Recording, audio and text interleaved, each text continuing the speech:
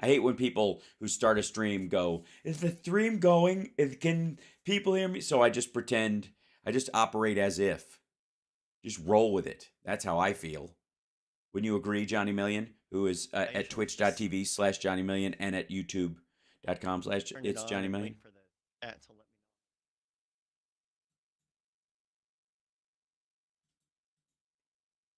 Mm-hmm.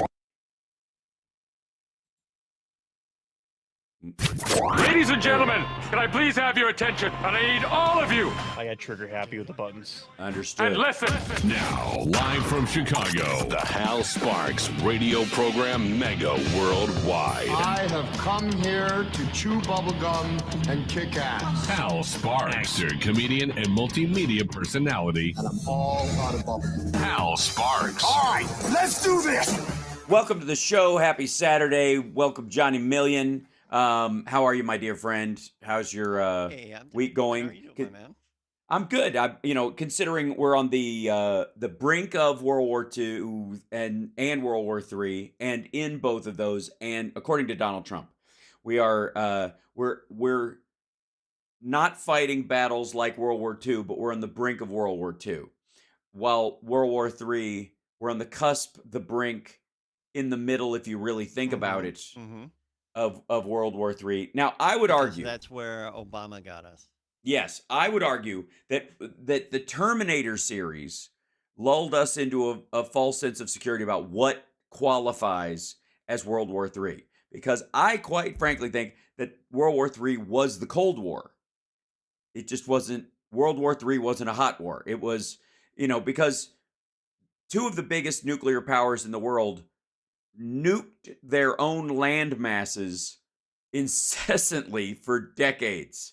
Literally, you had two of the toughest people on the block showing how tough they were by punching themselves in the face. I don't know if you've ever seen, like, oh yeah, watch this, whoop-ap, just flailing in there, like, oh yeah, watch stuff. I will punch Siberia, pow. And America's like, oh yeah, well, I'll punch Nevada. How do you like that? And so, right? Hey, take that, Guam, you rat you. How about you, piece of ocean where most of the fish we eat is? And Russia's like, oh yeah, you think that stuff we'll move the bombs even closer. We will blow up parts of Kazakhstan that we could use later to launch rockets. But why bother? Smack. And effectively turning, Chechnya and Kazakhstan and some of these other countries into basically just like a landing site for nukes, and so if there was a nuclear war, it's just these two big powers were hitting themselves while other powers went, wow, I hope I can get in on that action someday and test some of my missiles by blowing up some of my own stuff. So I personally believe that we've survived a nuclear war. It just it was sort of all self-inflicted wounds. So this would be World War IV, which I gotta say sounds downright adorable. The problem you have with odd and even numbers is odd numbers sound sharper and harder and more difficult and painful than even numbers. Even numbers are bubbly, they're sweet. As a matter of fact, you could check your age that way. If at 18, 19, you need to get serious, get a job, pick a major. 20, hey, you're 20. What do you expect at 20? 21, you can drink now. There's a lot of responsibility at 21. There's absolutely, but 22, she's 22. She's going to make those kind of mistakes, right? He's 23. He's got to move out, right? And that goes all the way up. That's why 29, 30, 31 are really rough for people because it's three odd numbers in a row, Like, oh my God, I'm an adult now, right? Yeah. So that's, and I suppose 49, 50, and 51, similar impact on some folks, right? Whereas, 59, ouch, but 60, it's fine. I'm 60. I made it to 60. Yeah, you get one of those cakes with the, it's all downhill and all the decorations are in black and white or silver, right? And then 61 is like, ouch, you should probably see a doctor about that. So the same thing is true. Vickery. Oh, Hal Vickery says the cool thing to me about World War IV is that it rhymes with itself. Yes, that's right. World War IV. It's War 4. Yeah, 4 wars and we're done.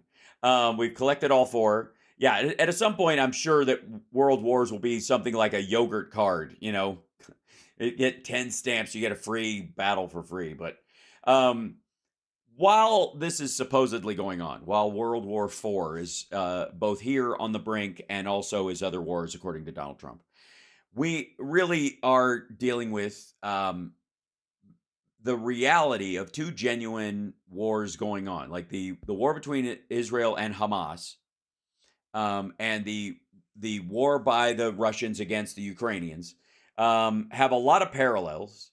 Are There's a lot of irony in people's description of them because where people will compare Ukraine to the Palestinians in some cases, and Russia and the Israelis, and this kind of thing, and mostly tankies and anti-Israeli talkers online and the like will do that as a way to try to dovetail people's feelings about Russia's aggressive attack into Israel's situation, except for the fact that the direct parallel is Hamas and Russia. Both of them, out of nowhere, essentially, because of a grudge, a gripe, an idea they have about owning that land or believing that land is theirs, or an ongoing like revenge concept, so some sort of element of vengeance, decided now's the time. Apropos of nothing, boom. And there was no buildup of NATO forces on the Ukrainian border that led Russia to go, well, we got to do something. Otherwise, if they move one more tank in, we're done for. And they're definitely coming in. There was none of that. One more tank. Yeah, there was none of that. And by the way, Johnny, I have you jammed up over here volume-wise, and you're still very quiet. Oh, do you need a little more?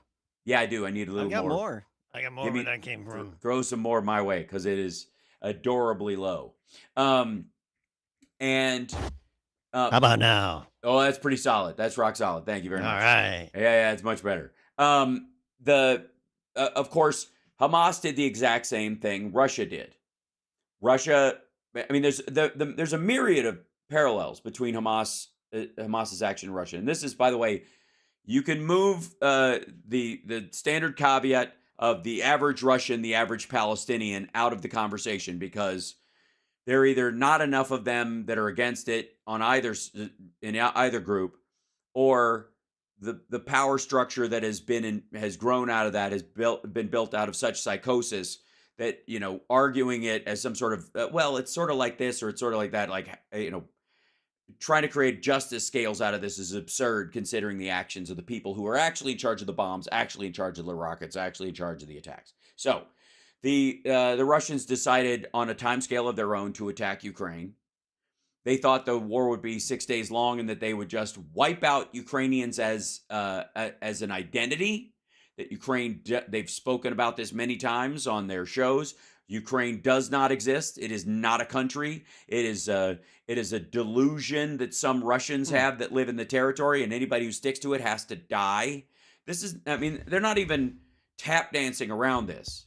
You know what I mean? There's no talk of hearts and minds. This is just death for death's sake. That's our land. You're on it. Goodbye. Old, 17th, 18th, and 19th century nonsense. Hamas is arguing the exact same point. In the second line of Hamas's, constitution, if you can even call it that, is the death of all the Jews and the destruction of Israel as a state. Period. End of story. It's not, a two-state solution, a porous two-state solution, a version of Israel where Palestinians and Jews and Christians and other Muslim sects can interact peacefully around these holy sites. It's not that. It's the elimination of the Jews and the destruction of Israel. It's written, and that is their raison d'etre, and that is their focus, and that is their goal. And it is exactly the same kind of goal that we hear from Vladimir Putin and Solovyov and Simonyan and the people on Russian media that are pushing the story. So the parallels there ideologically are very clear. We have to take a break, but when we come back, there's more connection between these two groups than just their ideology lines up against their perceived enemy. And I'll tell you about that after the break. It's the Hal Sparks radio program, Mega Worldwide, now with 100% more Johnny Million. Twitch.tv and youtube.com/It's Johnny Million. We'll bring you to his show on the regular. We'll be back right I've got after over this. 700 YouTube subscribers I'm now. so excited for you. I can't wait for you to get your silver plaque before I do. Damn it. We'll be back. You will. I will not. You will.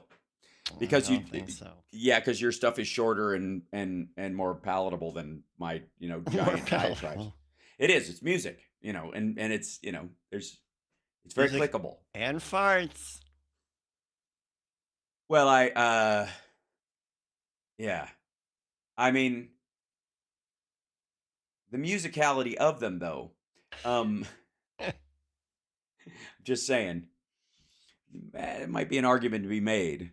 Yesterday, I'm not getting copyright strikes, but I did get a copyright notification because we played the llama song.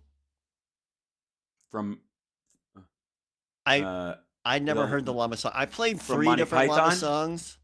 From what? From Monty Python? No, a lot of people were hoping it was that one. It Right. is. Yeah, I don't really know what it was from. I just kept clicking on things that said llama song and staring do. into the webcam. Yeah. Uh-huh. But it said it had 60 no seconds. impact on Thank you. my video. Yeah, on YouTube, that's what it'll do. You got a Yeah. copyright strike on this, they'll take the money from it, but it didn't affect your your ability to make videos. That's Right, exactly. It's just increasingly like how now it is. it's revenue Yeah. sharing. Right. Yeah. I got you covered, believe me. If Johnny Million wants to even There try. you go. All right.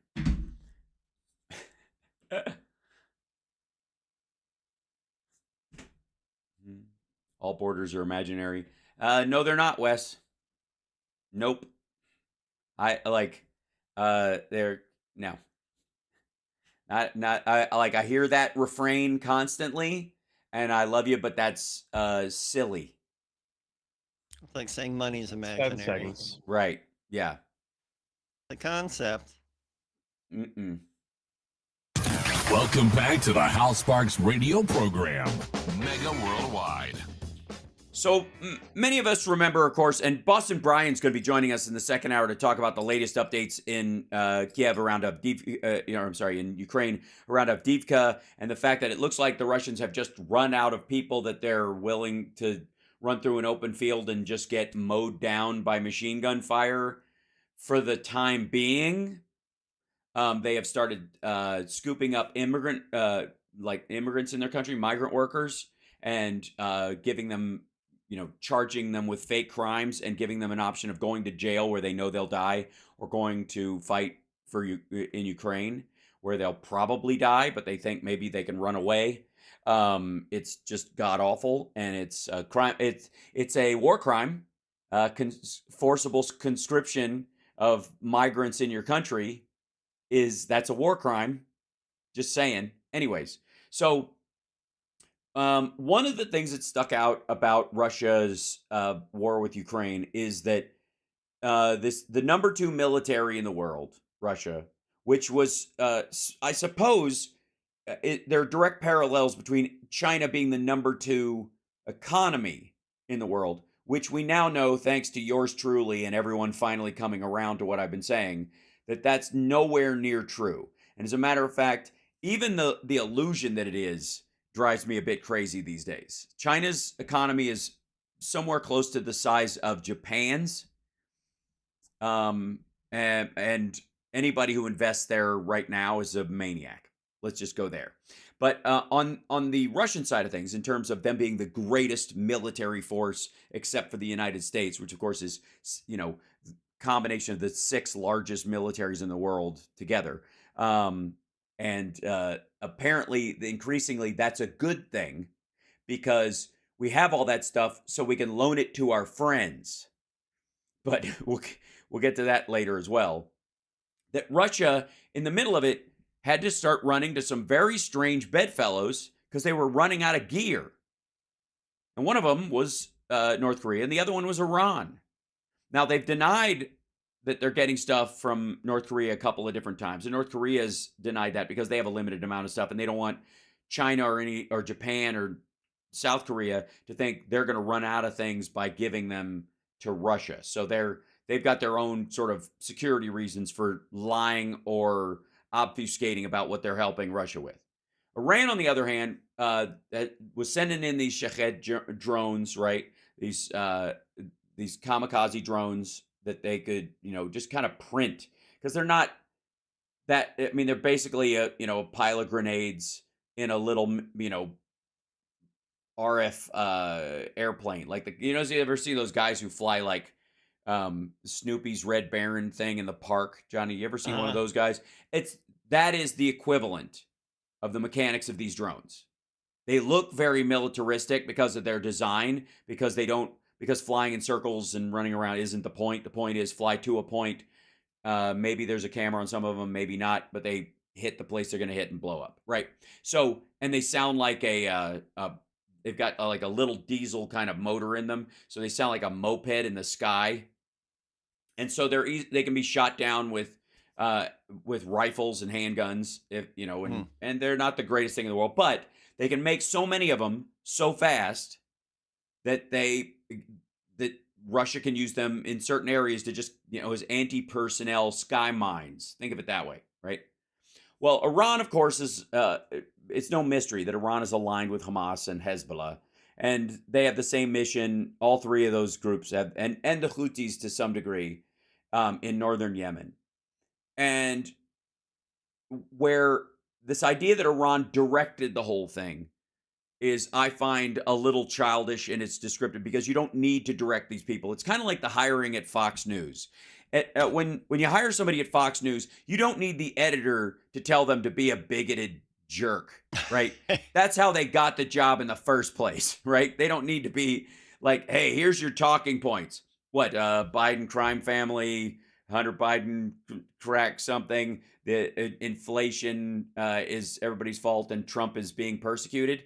How'd you know? Because I'm me, right? So same kind of thing with Hamas and Hezbollah and the people that are engaged in that, and why it's different than, say, the PLO or the Palestinian Authority, or I would even say like Islamic Jihad of them, that they are directed by other people or whatever. But it doesn't matter. Like anything Islamic Jihad in the Palestinian territories would do will be in line with what Hamas wants to do. Will be in line with what Iran wants to do, because they all think the same thing about Israel.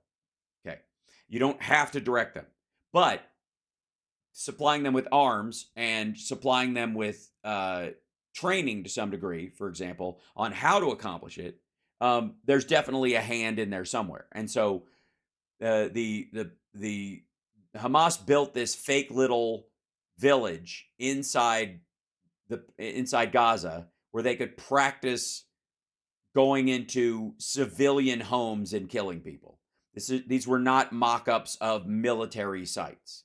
These were mock-ups of settlements and housing, period. So the idea was, we're getting ready to kill a bunch of civilians, and that's what they practiced for a good long while. And then they just, on a time scale of their choosing, it seems, they went and did this. Now, what have we heard about the whole military-industrial complex? And by the way, anybody who adds industrial complex to the end of something to sound smart is an idiot.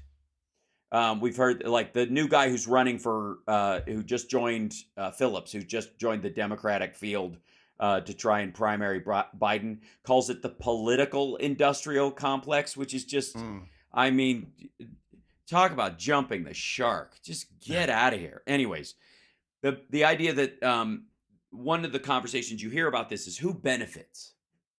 Who benefits?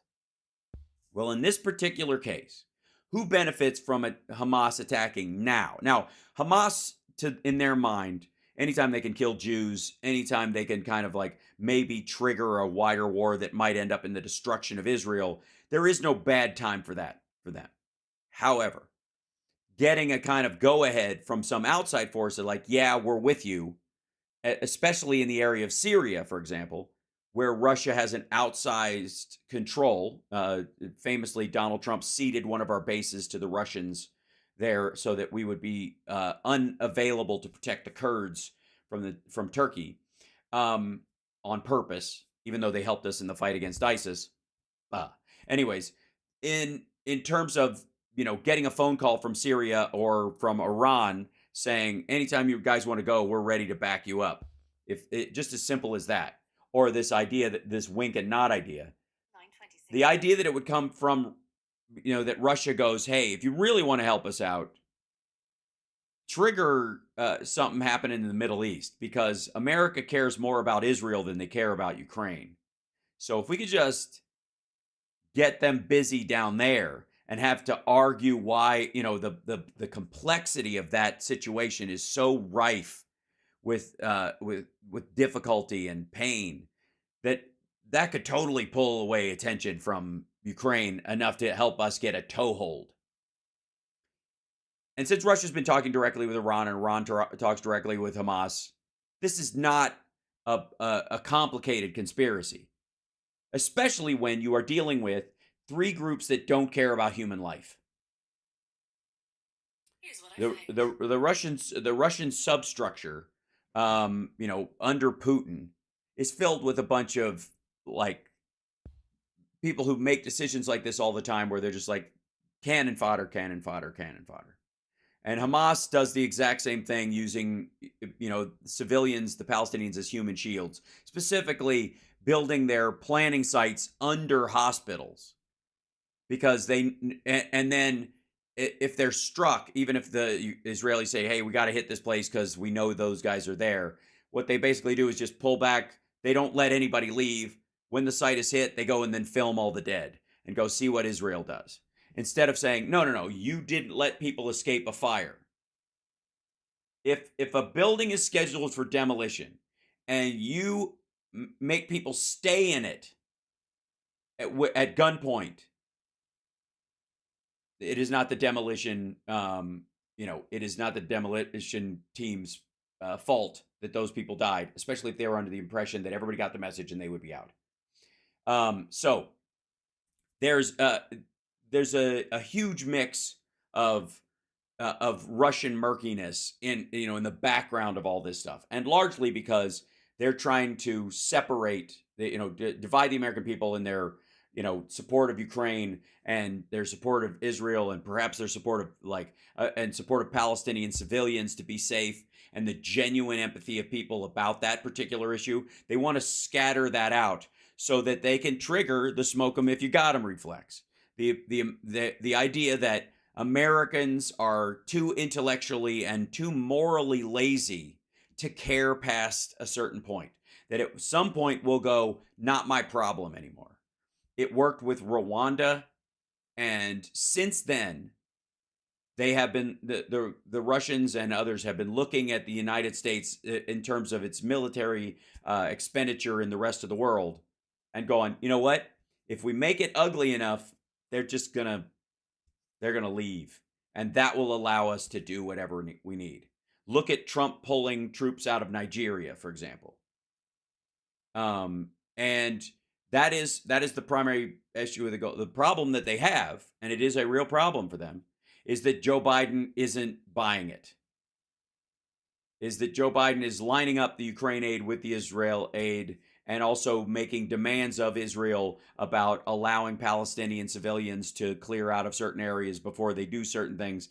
And the right wing can't decide whether they hate him for allowing Israel, the anti-Jewish crowd in the right wing can't tell they hate him because he's allowing Palestinians to be killed or not allowing Palestinians to be killed, or whether he's allowing Israel to do whatever they want or not allowing Israel to do whatever they want. The reality is the depth and complexity to the negotiations around this stuff, that if you spend 10 minutes looking at the messaging from Antony Blinken and from the president himself and their conversations with Israel and others, even Lloyd Austin speaking to the military leaders in Israel, is that they are handling it on the complex level that it should be handled, and not just going, well, this happened, so Israel has no choice but to just flatten the place. No one is saying that on our side, and no one will. As much as a lot of the right-wingers wish that would happen. We got to take a break. We'll be back right after this. It's the Hal Sparks radio program, Mega Worldwide.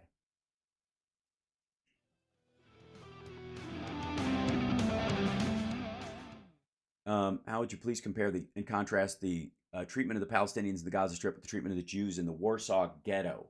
Well, there were multiple quote unquote ghettos imposed, for Jews when they were segmented out of society. The difference is that no one was even giving lip service to the idea that Jews could just run these ghettos however they pleased, and that they were, in these areas, they were the law, they were the defining governing structure. None of that was presented as a possibility. It was the ghettoization of people, but it was effectively an early version of concentration camps. Get them all in one area so that when the train, and it's near the train yard, so you can get them in the train cars. In Gaza, there has been talk of, since the territories were established, a two-state solution, or their ability to, and they've had elections, and over time, the Jews in the ghettos in World War II were systematically destroyed as a people. They were gathered up, put on trains, and put in concentration camps to be eliminated from the earth. And Palestinians in the Gaza Strip and in the West Bank, their population has doubled in the last 25 years. So I would say there's more contrast than comparison. Tricia in the chat saying Biden doesn't like Netanyahu. That's true. That's true. But he does believe in the existence of Israel, and that's the Gordian knot that they're in right now. Again, anybody who wants to talk about this like it's simple is doing you a disservice. And anybody, by the way, who diverts you to another portion of the story while you're discussing one portion of the story is also either intentionally trying to manipulate the conversation, or is intellectually or emotionally incapable of understanding the depth of it, and therefore whatever their input is, it will be from a panic part of the brain and not from anything that will lead to a solution long term. We do have a real problem right now with the loudest voices about this having absolutely nowhere near the mental hard drive space or the complexity of computation necessary to absorb the myriad of issues in this. How do we defeat and eradicate the Taliban? All right, yeah. Well, the Taliban, again, are a portion of the people are particularly an offshoot of one particular tribe in the south that were supported by the Pakistanis in the Pashtun region, and they called themselves the students. They were meant to be, that's what the name comes from. But there are 12 tribes in Afghanistan, and the Taliban, as much as they might have control of Kabul right now, or a couple of other sites, or they technically control Afghanistan, they all sit behind the desk that's in the capital there. But the rest of the tribal areas are run by the other tribes again. There is no thank you. There is no Afghanistan. Afghanistan is not a country. It is a series of borders at the end of other countries with a bunch of tribes in it, all jockeying for the little pieces of land that aren't terrible. You're locked into the Hal Sparks radio program, Mega Worldwide. Now, there's talk in the chat room about people thinking Netanyahu ignored the warning signs so he could take out the Palestinians. That is like saying that Zelensky was pretending to not think the Russians were going to attack when he didn't believe they were going to attack, because they're always on the verge of attacking. There's always, yesterday, the day before, there's always a push, and it never happens until it does.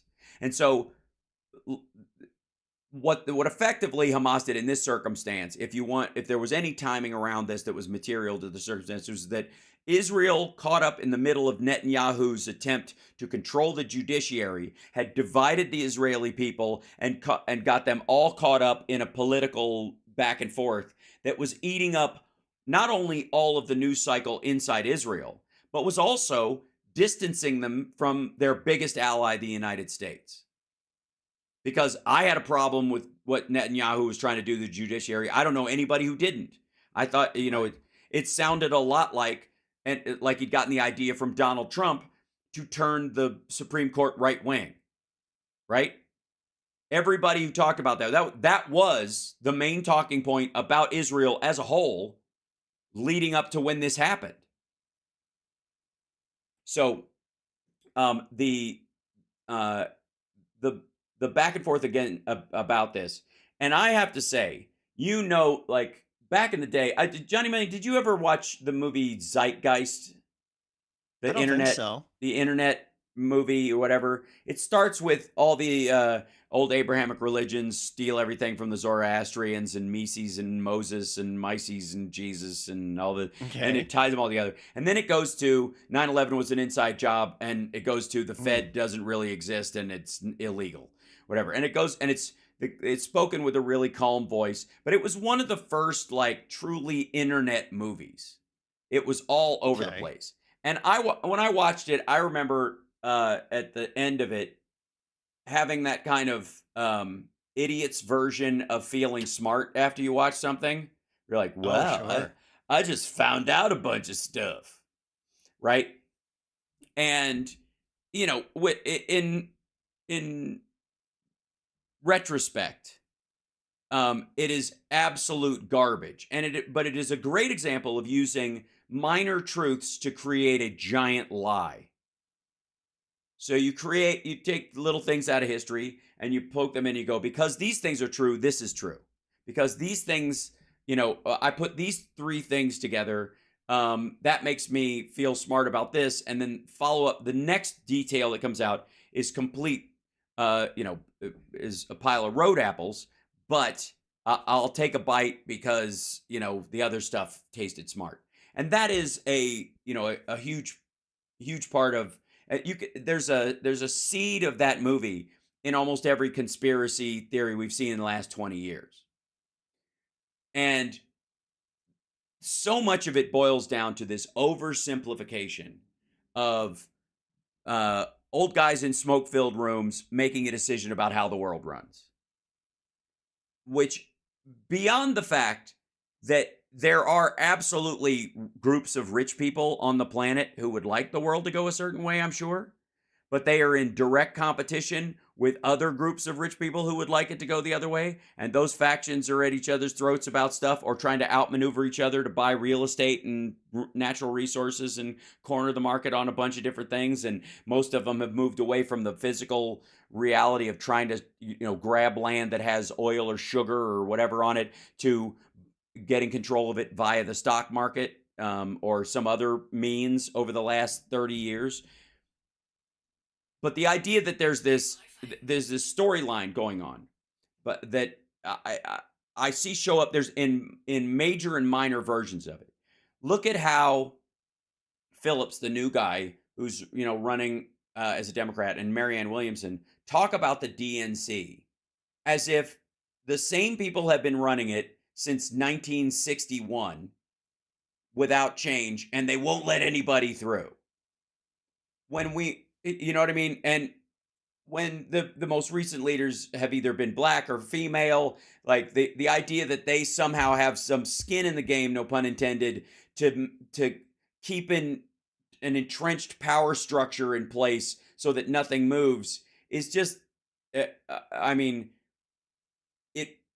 brings reference to Samuel L. Jackson in Django to mind, or women are just easily suckered and shouldn't be in positions of power, that kind of stuff attached to it. And it's just garbage, quite frankly. It is just and it's very easy. It's also in line with those kind of things, like when we're talking about big pharma, big tech, big media. They're like, there used to be 10 companies and now there's 3. Yes, and those 3 companies are spending all their time trying to outpace or destroy the other companies. So they're not aligned. They're not meeting in a smoke-filled room. If anything, they have maybe an occasional ceasefire over something because none of them have the answer. But the idea that big tech exists, do you think Elon Musk and Mark Zuckerberg are in line on anything other than maybe some belief about tax breaks? And even then, I would question that because their own how would the employees at Twitter as it currently exists versus the employees at Facebook as it currently exists react to their boss, siding with Donald Trump, for example, over anything? It is amazing to me how robotic people can start to think about their fellow human beings, how they believe their fellow human beings are just robots in waiting. That all that Robots matters. in waiting. Yeah. Robots in waiting. Down. Yeah, it's Ladies in Waiting from it's a Gene Simmons Kiss Dressed song. to Kill, Thank you, baby. Jen. Yep, I've Dressed to Kill. That's right. Sorry. And there, if you harbor those ideas, I would simply ask you to check yourself, because that is the softest form of dehumanization, and so many people participate in it on the regular. When they look at a group of people, or they look at employees of a company, or look at how right wingers talk about the unions. Look at how people on the left talk about corporations, even if they work for one, or are in one, or an employee of one, or the oversimplification of it is, and the ego involved in that, I often find amazing. When you listen to somebody who thinks that they're talking from the position of being well, I'm just sort of a granola eater. I just want to, I don't mean anybody any harm, and but I will say that people are en masse cattle, and without ever recognizing that if that is your belief system, it is easy to invert that belief system into, it's their cattle versus our cattle, and that's going to happen to them because they're just cattle. And that's and that is how it does happen in these situations. So I got off on a little sidetrack on that because it's been, I keep seeing this over and over again, especially when we're talking about the Israeli-Palestinian conflict, as if you can, it's like watching a pinball game where the ball is blame, and it's just thacking back and forth between stuff nonstop, without anybody getting to. You do realize that we never get to a solution until that blame is set aside. All of it. The Palestinian Liberation Organization was established before the 6-Day War and before the Yom Kippur fight, before any of that. Meaning that even when those territories were established, the idea was, we're going to liberate the Palestinian area, which is to them Israel, before any of the warring started. This, this is our plan. And I'm sure there were, what you would call Zionist or right-wing Jews at the time when they first reestablished Israel, who thought it should be all the territories to the edge of Lebanon, to the edge of Egypt, and all that kind of stuff. No doubt. Both of those parties are wrong. And both of those parties are the have a seat party. While the rest of the world who can get past that and recognize that the shots fired at the Hatfield and McCoy nonsense that's been going on during this time has never benefited either side. So, and again, bringing us to today, though, Hamas as an organization is not the Palestinians in general, and there is, whether I believe it or not, or whether anybody else even has a say in, is the Israeli government is in acting on the security of its own people is focused intently on the elimination of Hamas. And Hamas knows this and will hide behind civilians during the process to try and grow their numbers. And somebody in the chat just said, Trisha said, Israel people don't agree with their government. No, they didn't up until this. And the reality is that this action by Hamas is shifting public opinion. Again, that's how complicated this is, and you can't try to minutely slice it thinner and thinner, like it's some argument about whether or not Superman could beat up the Hulk if Hulk keeps getting more angry the more Superman punches him. And it sounds like that.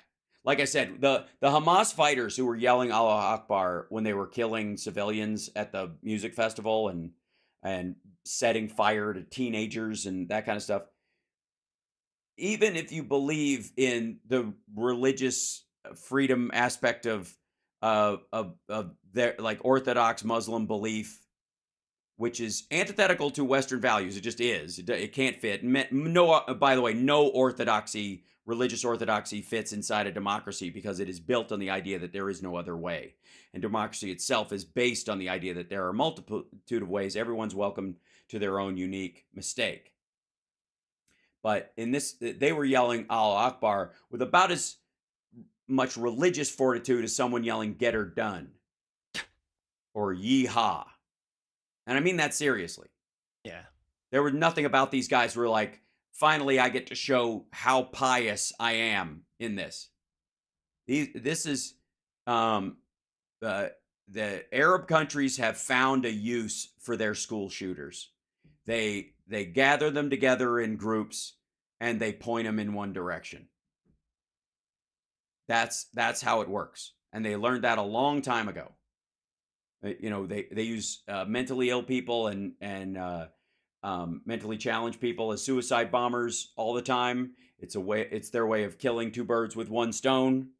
It's grotesque. And unfortunately, this is not going to end anytime soon in this regard.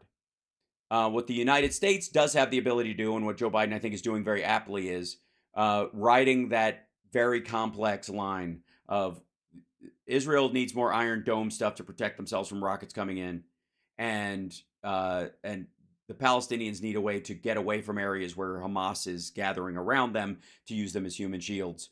And there's, that's why there's going to be a ground invasion, because whatever happens in that circumstance is going to be less ugly than just bombing buildings at this point, because at least it's a little more selective. That's the thought that they're going in, is that soldiers shooting a human being they can actually see is very different than Palestinians trapped in a building hit with a bomb that was meant to level it because there's a launch site on top of the building and a planning site underneath it. This is the complexity of the issue. And what I would warn people against is grabbing onto one branch of the conversation and going, that settles it. Because that's the problem. We'll be back right after this. Dr. Evil. Call me Snake. So, did I manage to piss off everybody in the chat with that one? Yep. Yes, my neck pain came back because I was sleeping on planes or not at all and all that kind of stuff. Yeah, but it sucks. Yeah, it sucks.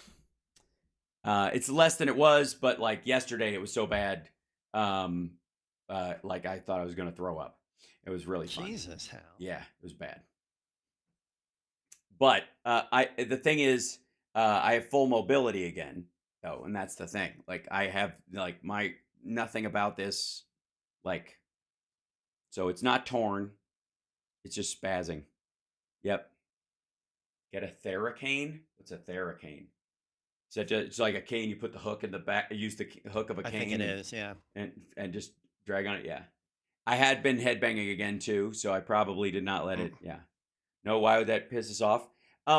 Because when you talk about, there's a thin line between both siderism and complexity, and a lot of people will use the complexity of an idea to water it down into both siderism, which is a way of linguistically making people quit.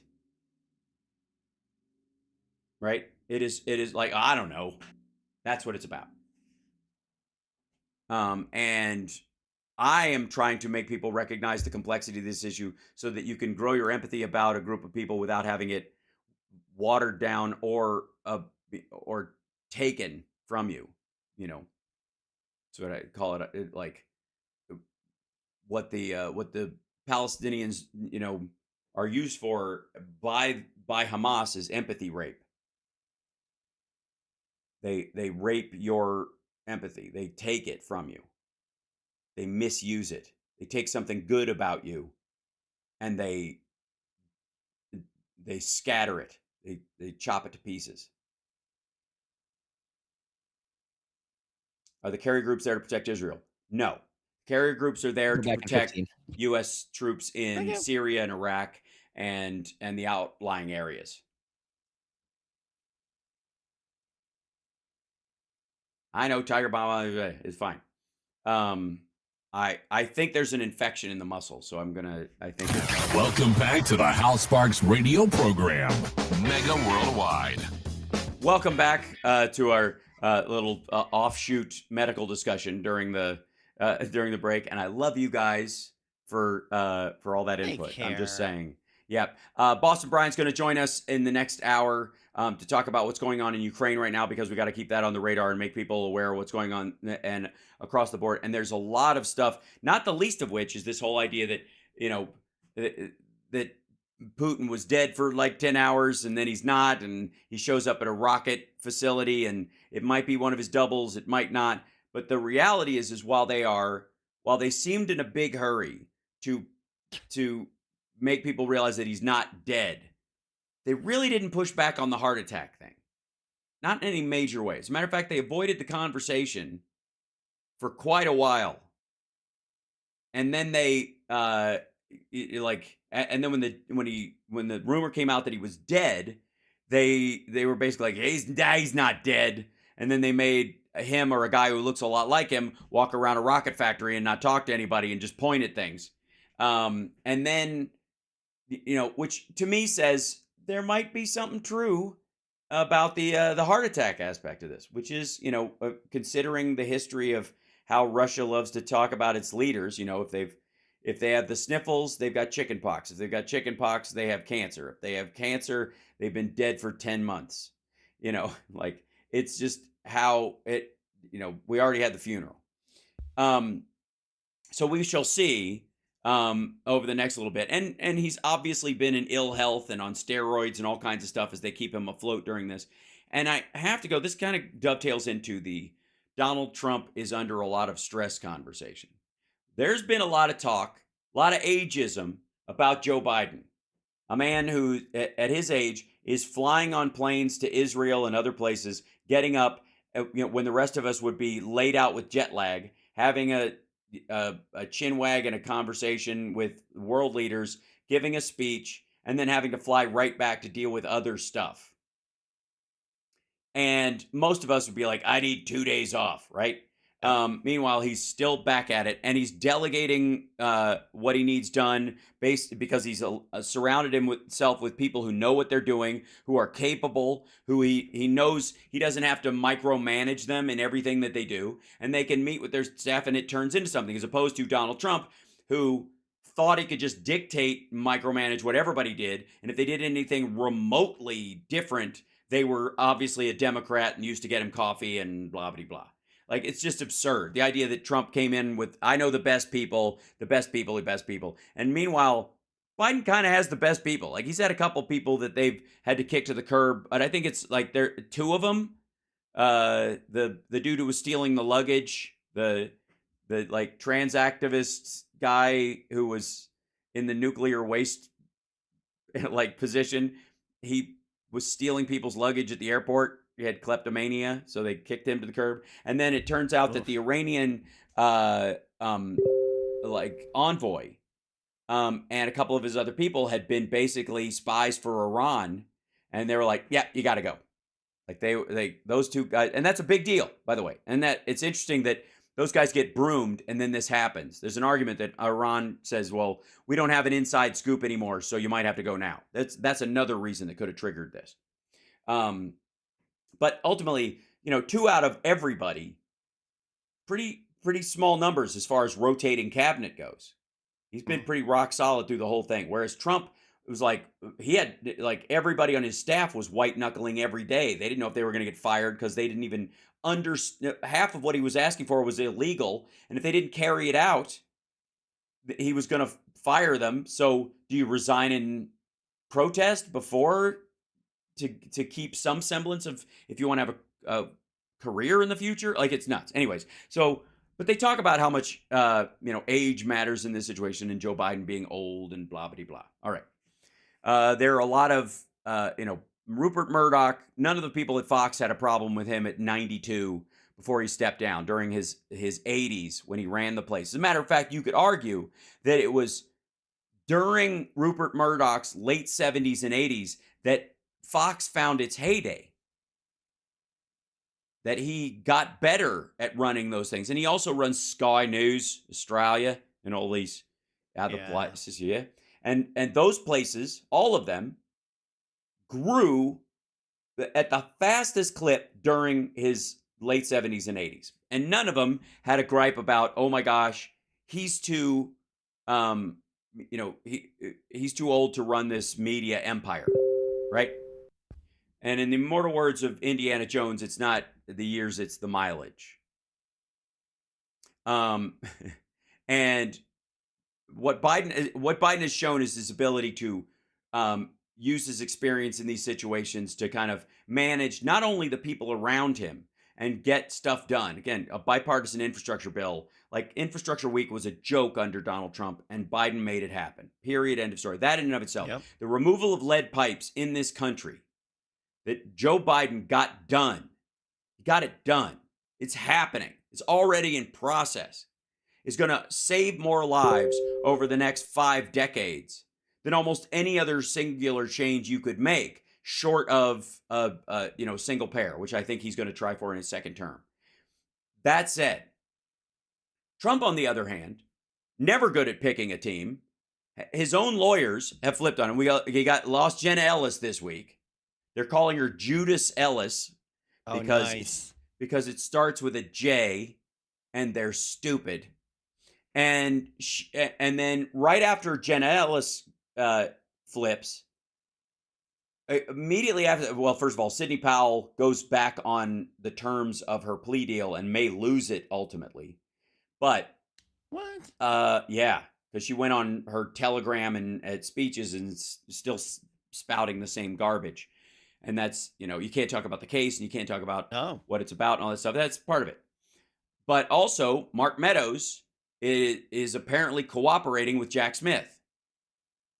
And since his, he has no ability to move his Georgia case to federal court, that is not going to happen. So he's more than likely right now negotiating a flip in that one as well. Because he's already talking. He's already up, in terms of the federal charges, he's already giving them everything they want, like he would be asked to do if he flipped in the Georgia case. I don't know what else he gives, other than just admitting in this case and rolling up Rudy Giuliani and Trump, because he can tie them together. But in Jack Smith's case, and I think the biggest thing, we got to take a break, and after at the top of the hour, in the next hour, Boston Brian's going to be joining us to talk about Ukraine and a bunch of other stuff.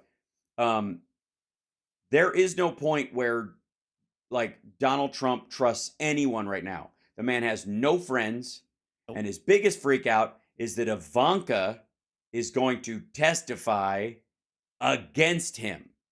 Oopsies. We'll be back right after this. Oopsie is right. We'll be back.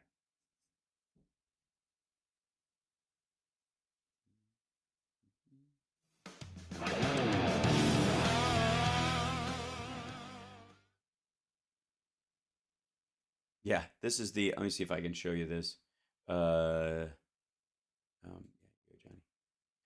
Crazed in his hatred for me, Trump blows top over judge ordering Ivanka to testify.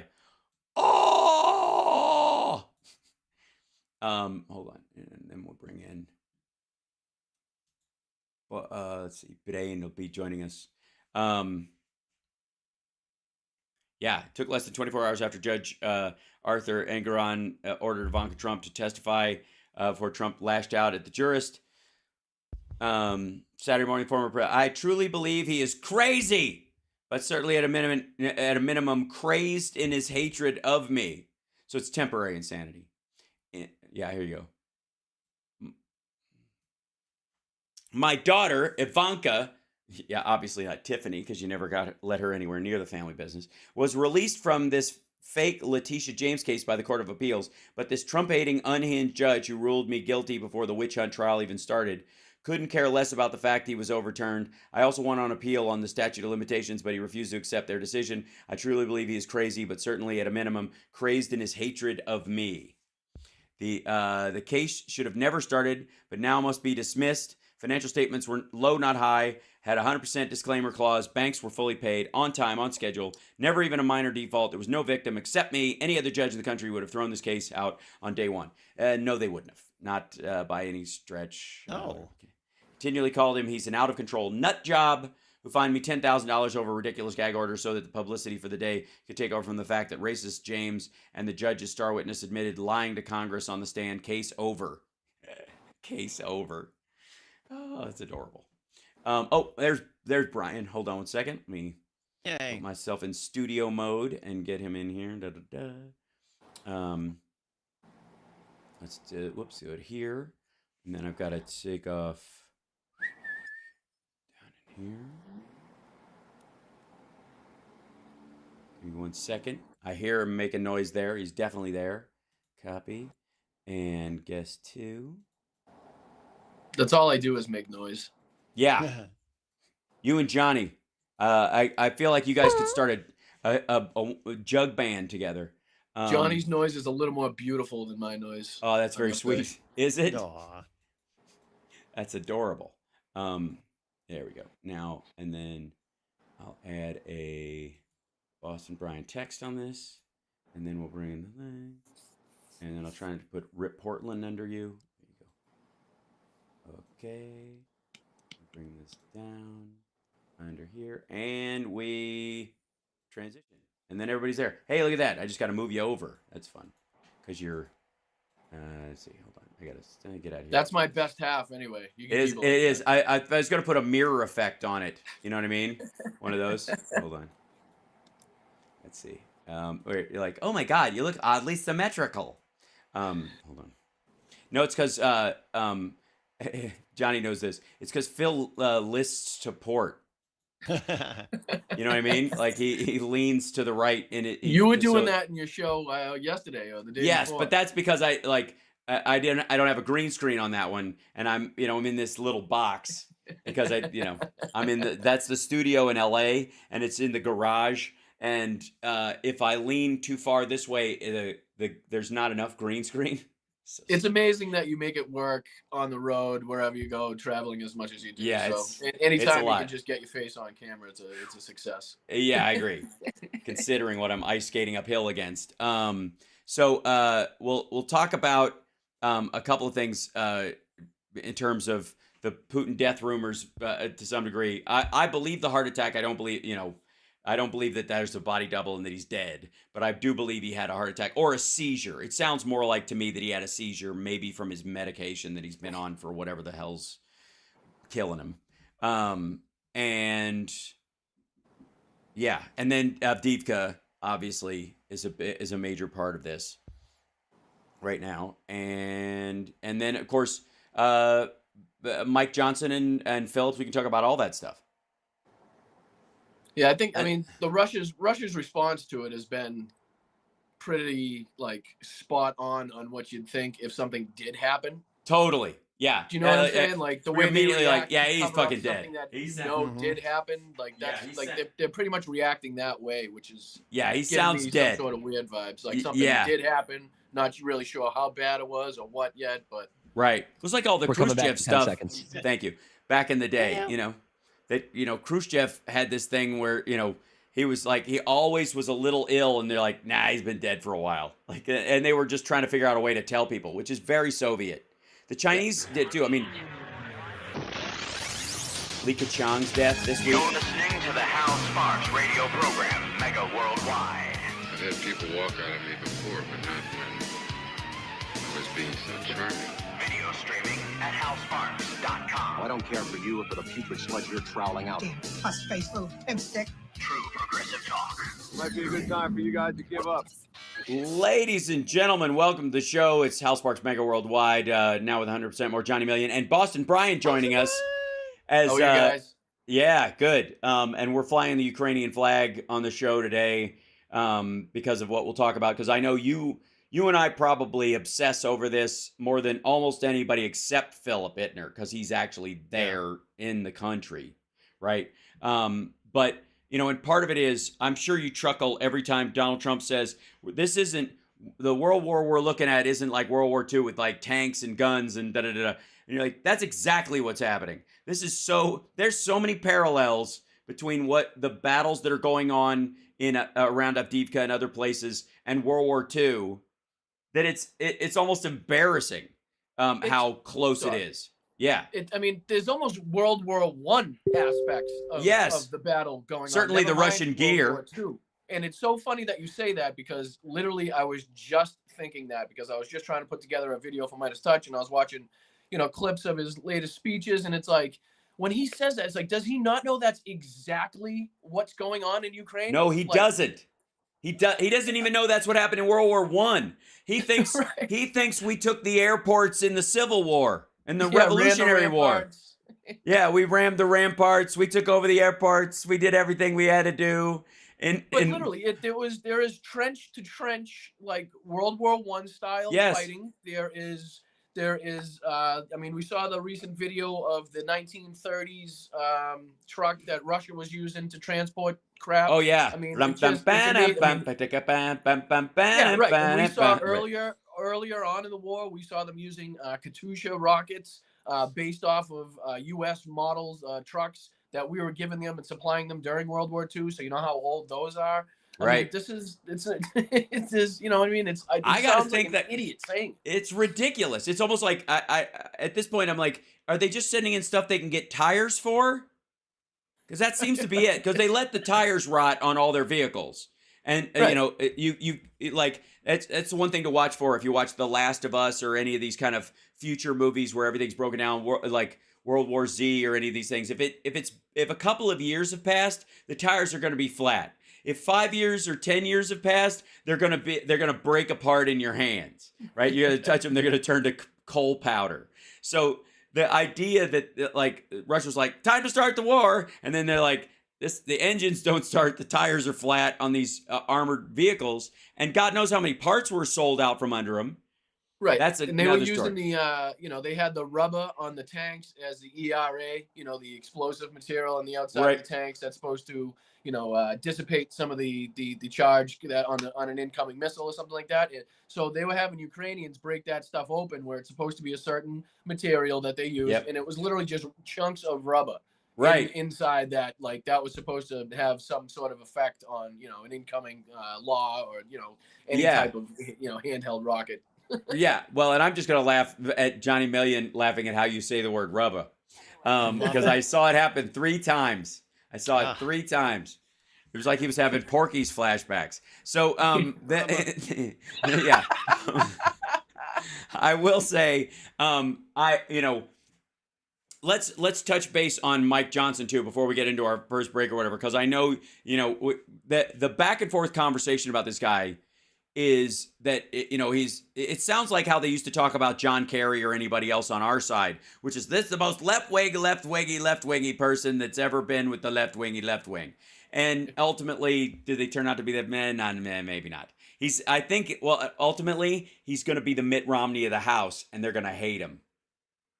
I mean, you pretty much, from the show that I heard, you pretty much were spot on by saying it was probably going to have to be somebody that nobody could pick out of a crowd. Right. You'd never be able to That's the running gag on the right wing right now. That's how they're all talking about him. Yeah. He doesn't have any of these crazy backstories. I mean, as far as the way he votes and stuff like that. He doesn't have any of these Marjorie Taylor Greene sayings, a Lauren Boebert acts where you could point to and say, this guy definitely shouldn't be in. So, I think he's one of the quiet bad guys. Do you know what I mean? Like he's quietly behind the scenes that nobody's ever heard of, but he's doing the things that all these other, the MAGA Republicans are doing. So he's dangerous as far as I'm concerned. I don't know. I think, did we go from bad to worse from Kevin McCarthy to this guy? Does it matter? I think it's a lateral move it's a lateral move at best. And here's the problem he has as one of the quiet guys, because he's at least aware that you can't say this stuff out loud. And that makes him very different from the Lauren Boeberts and the Jim Jordans and the rest of that crowd. They all think you can say it. This guy still has to do the mask of Christianity and the whole, like, we're just trying to do this the best for families and blah, blah, blah. And then he went out and said, I'd like to thank Hakeem Jeffries. I know we're going to have to work together to get things done. And I know you love this country. I was like, they lit the fuse on the bomb under his chair. Matt That Gaetz second. loved that. Oh my God. And the only way it'll get past them is if he goes, see what I said to the guy on the other side? Yeah, don't worry about it. Like, in which case, this doesn't make it less true. It's very weird. We got we're gonna take some questions too from the chat for you, just like we do with Philip. I think that's only fair, Johnny Million, if we're gonna farm those, just to get you headed up.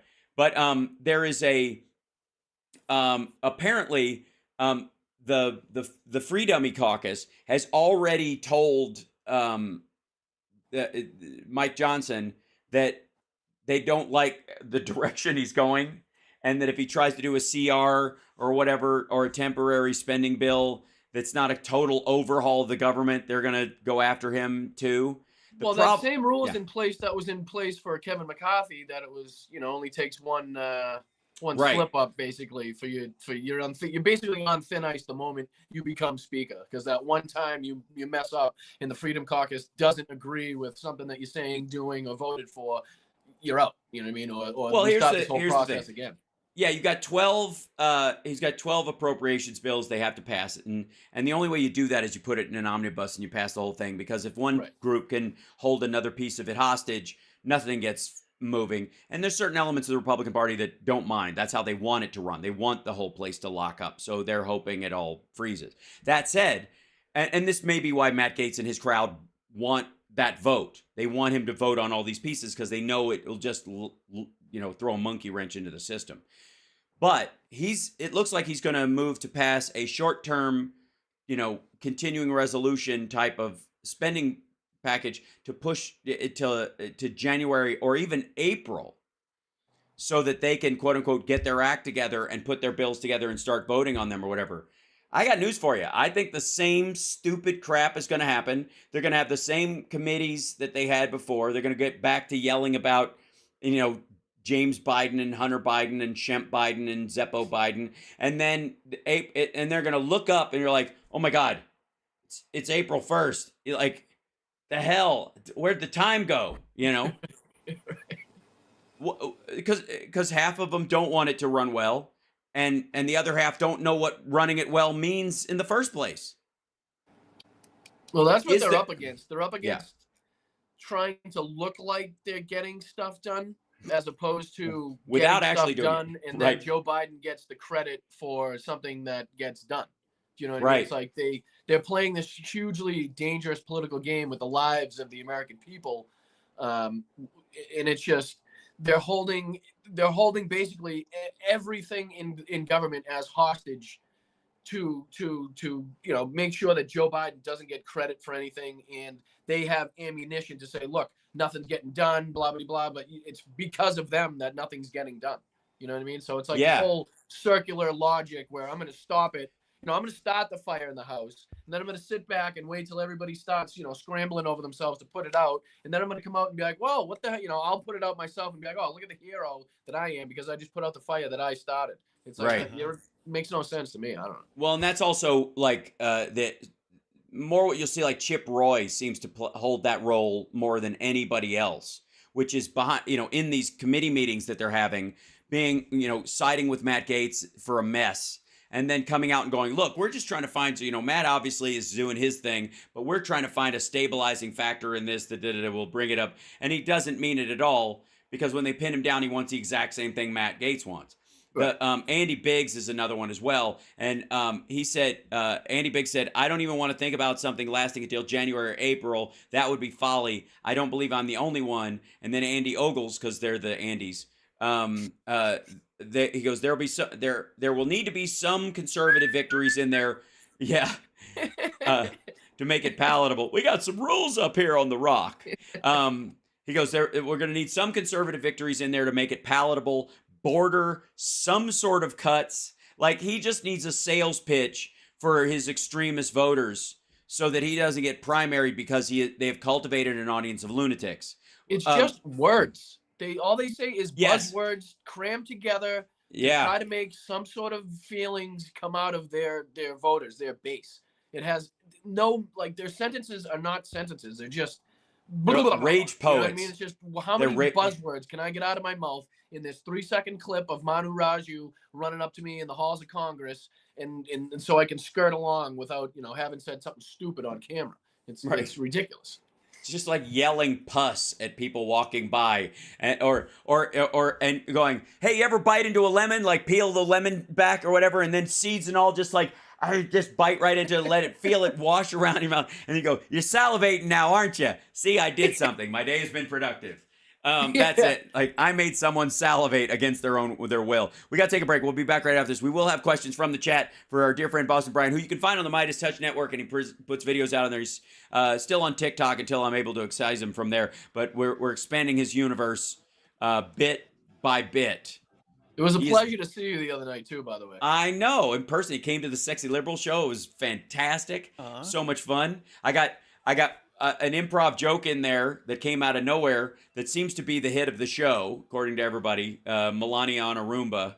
I'll talk about it after the break. We'll be back.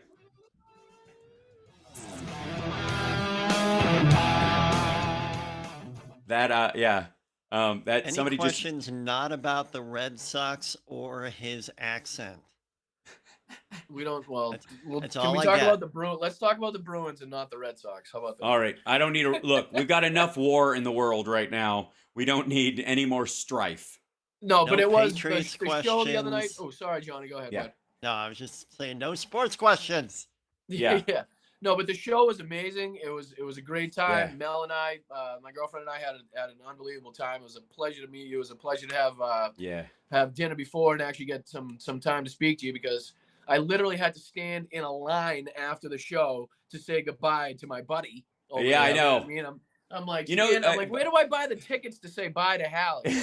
Line around the block. Ask going around Johnny the Million. block He to say knows. hello. You don't have to care if you're a friend. People, by the way, if people will know, and because what they'll do is, since you just saying goodbye and moving on, you're not going to stand there and take a picture and tell me a story I've never heard before, or I've heard several times before. Depending on the person, they know that you're just there to say bye. Thank you. They'll just you go, oh wow, that's Boston Brian. That's so nice. And that's it. Attention. Stop what you're doing. Because we're coming back to the Hal Sparks radio program, Mega Worldwide. They went a little crazy with it, and I appreciate it. Now let's get back with Hal Sparks radio program, Mega Worldwide. I gotta say, Sexy Liberal in LA was great. I'm looking forward to the gigs next year. I'm also trying to expand those out, trying to get us up into the San Francisco area to the Throckmorton, which is one of my favorite theaters. I did shows with Robin Williams there. I've done shows with Mart Saul there. Just a great space. And I would love to do a show with John Fugelsang there to kind of keep that, that solid run going, and Frangela as well. If I can drag them kicking and screaming up there, it would be fantastic.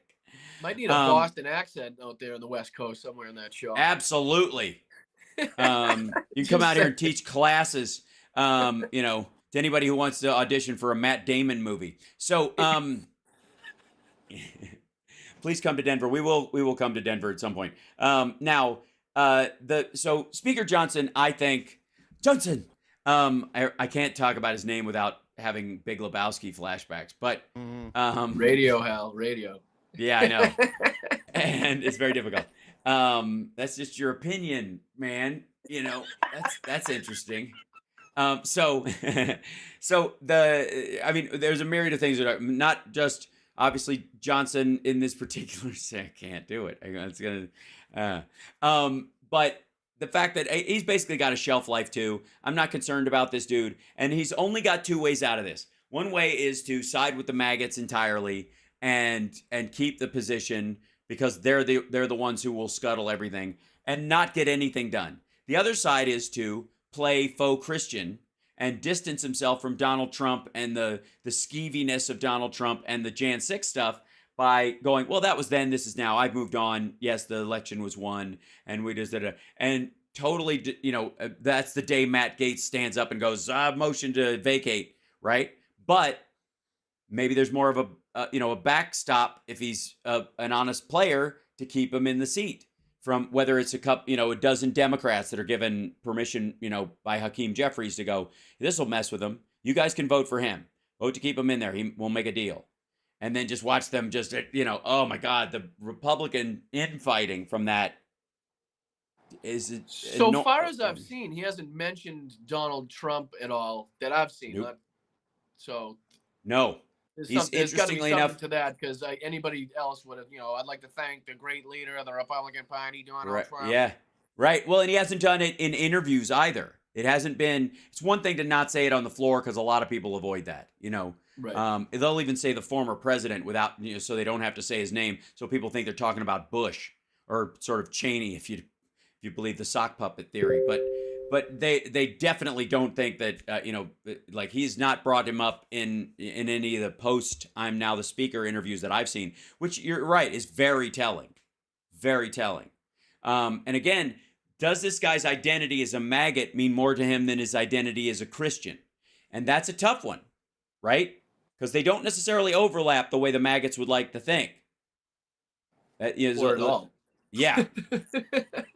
Well, they like at least the label. Look at Mike Lindell and his little gang sign cross that he wears all the time to let everybody know that he's, that I'm in. Who's the guy on Lindell TV? He's got the it's like a billboard that he wears on his lapel instead of like just a little pin. He's got the massive. I forget.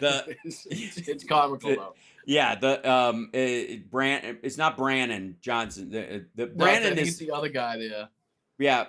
Brannon's the guy who is basically the reason Mike Lindell is Lindell. Yeah, it's why he's broke, which we love him for that. I mean, reason enough, that man's entire existence is so that Mike Lindell can come on and talk about how much money he's lost while Brannon's ties get more expensive every broadcast. While there's more gold on his glasses. Oh my God. Half expect him to lift his hands up and he's just got rings across his knuckles. Yeah.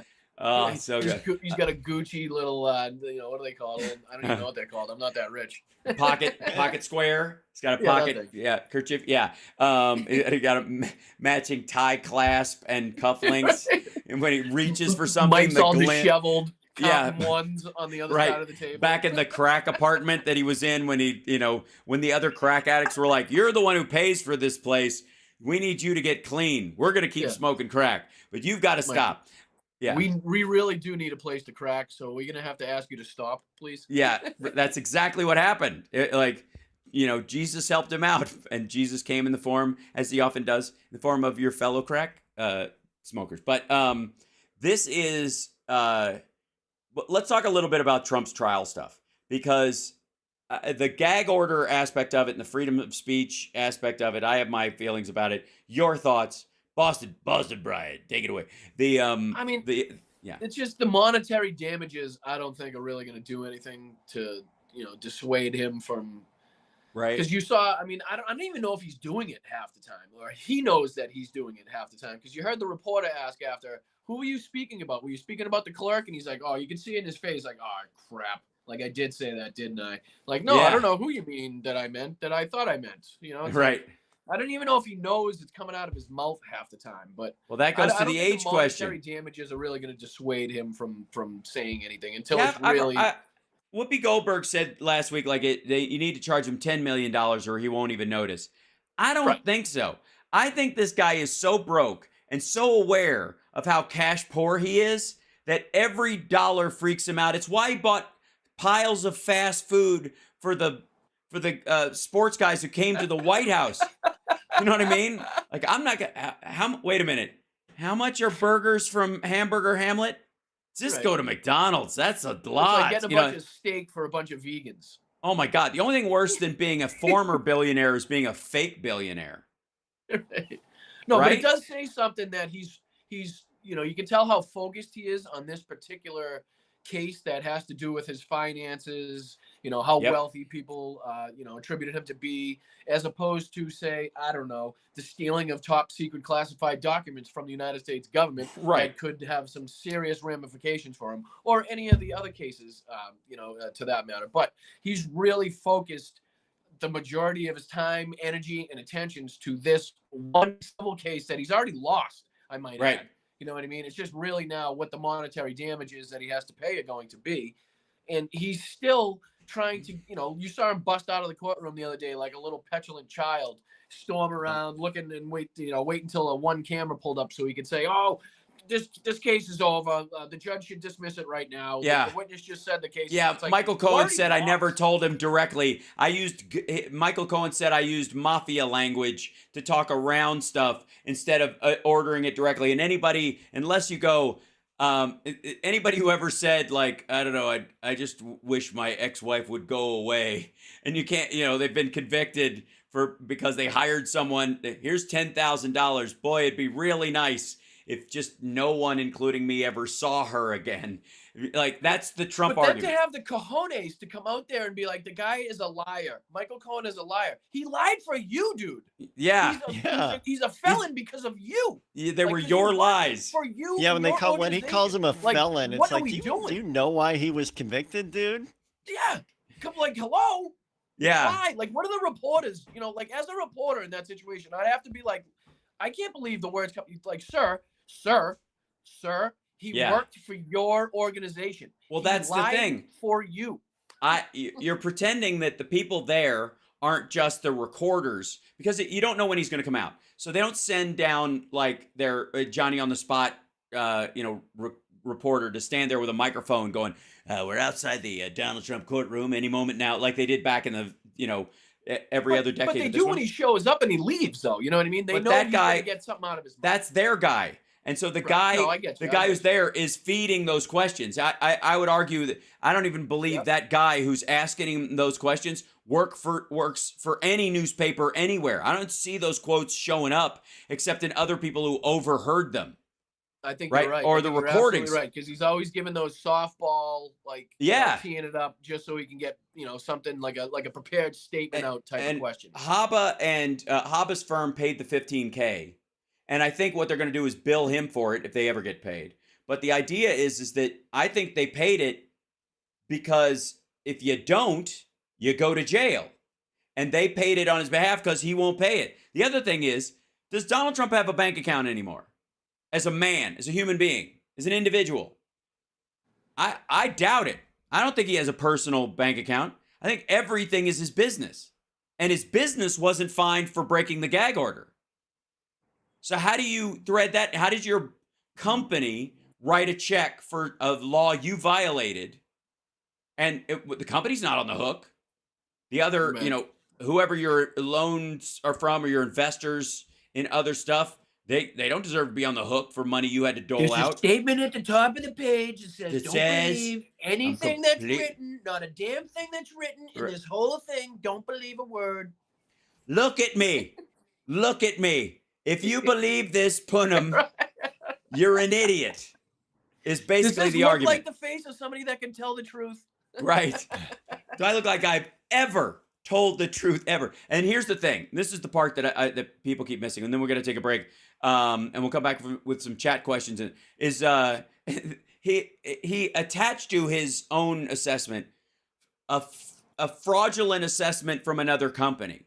They faked the letterhead of this other assessment, this company that said, oh yeah, this property's totally worth something, and signed some other dude's name. And that dude came into court and said, I didn't write that. I didn't sign that. But the idea is like, do your own due diligence, like these people did. See what they wrote? And it was a forgery.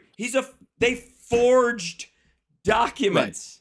Right. I mean, he literally had the judge saying there's enough evidence to fill this courtroom. When they tried to dismiss the case, right? It's like when you have the judge saying there's enough evidence to fill this courtroom against you, probably not a good sign. Right. We got to take a break. We'll be back right after this. It's Hal Sparks Radio program, Mega Worldwide.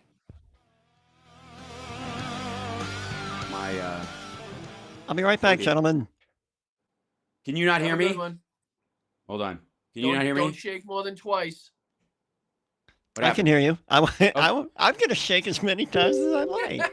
Because my computer screens are frozen. I hope they. Oh, okay, they woke up. That was good.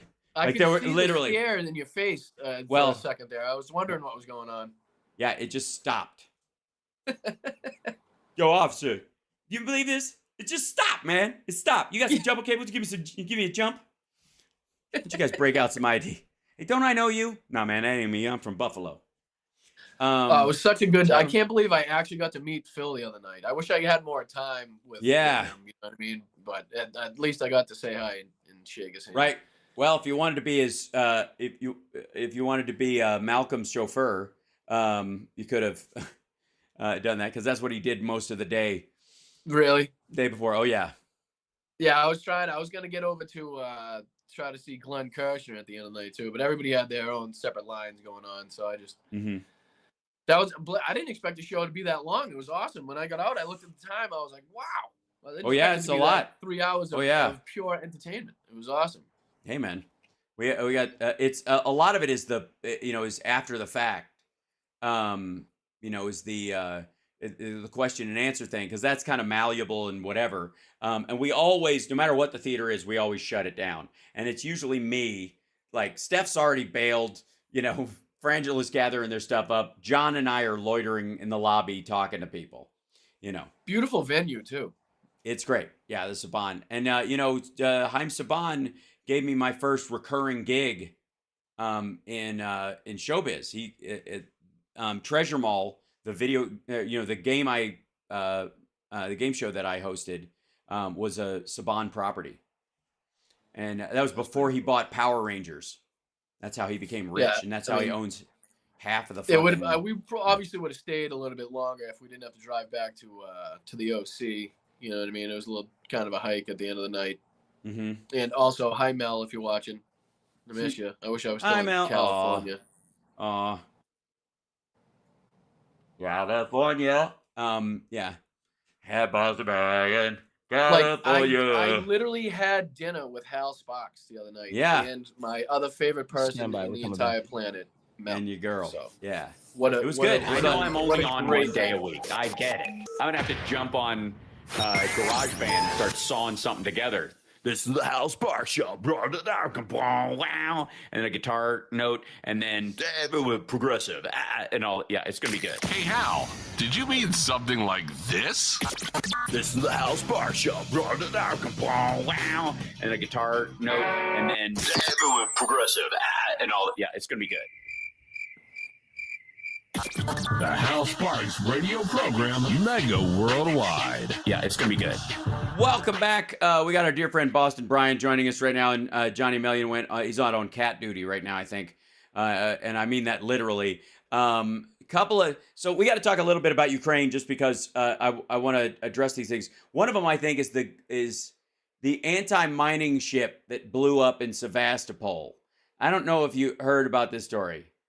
But so most of the military ships, the battleships and stuff that were in Sevastopol, in that dry dock and in the dock there, that was one of their military hinge points for their navy. They've evacuated almost everything out of there, but they do have this mine ship that was in the area, and it just exploded. And the story is so Russian.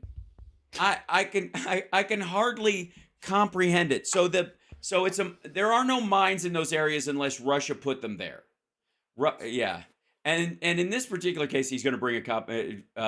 Boston Brian went to get a miniature of the ship, and this Russian anti-mine ship, according to reports, was just going in circles in the waters off of Sevastopol. They were just going. Oh, there you go. He went to get a Slavic Crane shirt.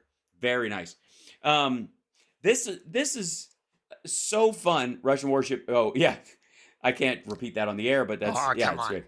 It's like the stamp. I almost got people you. know. Yeah, you almost did.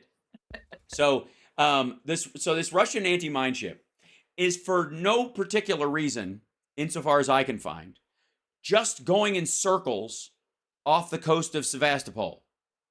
It's just going where it had been slowly, quote, cutting circles for the past few days. And then smoke poured from the engine room, and then the ship blew up. And if you could see, there was a Russian on the dock that was trying to time it right to hop on the ship just as it went by the dock every time in the circle. He's trying to, no, not this time. Nope, I'll get it next time. One more time. Hold on. Okay, someone give me push. Not now. Wait till ship come by. I'm going to jump on the deck with this fire extinguisher. It's too heavy. Ivan, give me 10. Ivan, throw. Okay, I will jump on. No, we will throw extinguisher. No, maybe it explode too. I will jump on. Then when they come back around, you throw extinguisher to me. I will catch and then heroically put fire. Ship, There's a lot. There's so many places where this could go wrong. But did you see, like, that has, like, facto. Did you see where the Russian took out their own tank in order to get the reward for, whatever reward they get for blowing up a tank? And then they took a picture of it. It was their own tank. Yeah. And you've got, to get an award from Ukraine? No, from Russia. Like, if you blow up a tank, we'll give you a bonus. What they meant was Ukrainian tanks. But what they did was they blew up one of their own tanks and sent a picture and went, "Where's our money?" There you go. I gotta say, like, this is just, it's amazing. Like, this is it. I think we were all a bit shocked. Boss Brad, I don't want to speak for you, but we're a little bit shocked that Russia was as bad as it was at war, considering the mythology that we'd all been told about it being this powerhouse military might, right? I mean, I feel like they've always been crap right out of the gate. You know what I mean? But then it seems like historically they've always seemed to get their act together somewhat and use their the numbers that they have, the just overwhelming size of the country and the man and the resources and the manpower that they can pull from to kind of get it together. But just the fact, I mean, you could take casualties, you could take the equipment they're using, you could take everything out of it. Just the fact that this war is still going on is a huge testament to not only how unbelievably strong and resilient the Ukrainian army is, but how crap the Russian military really is and was, and how they are extremely good at making themselves look powerful on paper. Right. Well, it's again, this ties directly to the Chinese economy. The Chinese are very good. The CCP in particular are very good, or have been. They're not anymore. Obviously, there's a point where the truth just outruns the lie. That's the one thing. One thing about a lie can be halfway around the world before the truth gets its pants on. But in this, it's a tortoise and the hare kind of situation. And if the race keeps going, if truth just keeps trudging along, it'll eventually catch up. Exactly. Last so long. That's right. Yeah. But before it's just like, oh, why are you packing your bags? So the same thing is true of like the Russian military. You could and using MAD, mutual assured destruction, is kind of this envelope to protect their ability to attack other people. You don't even have to be that good, because it was a way of keeping the West largely and NATO forces and UN forces and the United States and other from really going toe to toe with them and showing them what's what in any of these places, because they're like, oh, well, we'll nuke somebody. Like, okay, well, then we'll just set back. So they were really only fighting JV teams over the years. And, famously, Vladimir Putin, Ukraine is the first war he's ever fought that was with a country that had more than 4 million people in it. I feel like the nuclear threat is much more viable and much more powerful before the fighting occurs. Once the fighting starts and it's been happening for a year or 2 years and you've been threatening nuclear, I mean, it loses its oomph. You know what I mean? It doesn't have that same. You're like the man who cried wolf at this point. You know what I mean? You've been saying it so long that it's like you obviously haven't done it at this point. Why take you seriously? Even though we still need to. You know what I mean? It's like there's always that underlying. We definitely need to. Right. And I think it's smart to speak about it in diplomatic terms, as they always have to. But the reality is that if you look at Biden, there's been a couple of moments where they've asked him literally about the threat of nuclear exchange, and he's like, "It's something we got to pay attention to, but I don't think so." Like that's exactly right. Meanwhile, Russia itself, the rumor this week being that that Vladimir Putin had a heart attack / seizure or both, or heart attack that triggered a seizure or whatever, and he was out of commission for a few days, and they hit him and they said, no, he's definitely not dead. And then some guy who looked like him showed up at a thing and was pointing at rockets, and they're like, see, we told you he's not dead. Right. But the question is like, by them overreacting too much to the idea that he's not dead is a tacit admission that he had this heart attack. And usually the more healthy that Russia is trying to say you are, the more dead you are. Yeah, the sicker you are.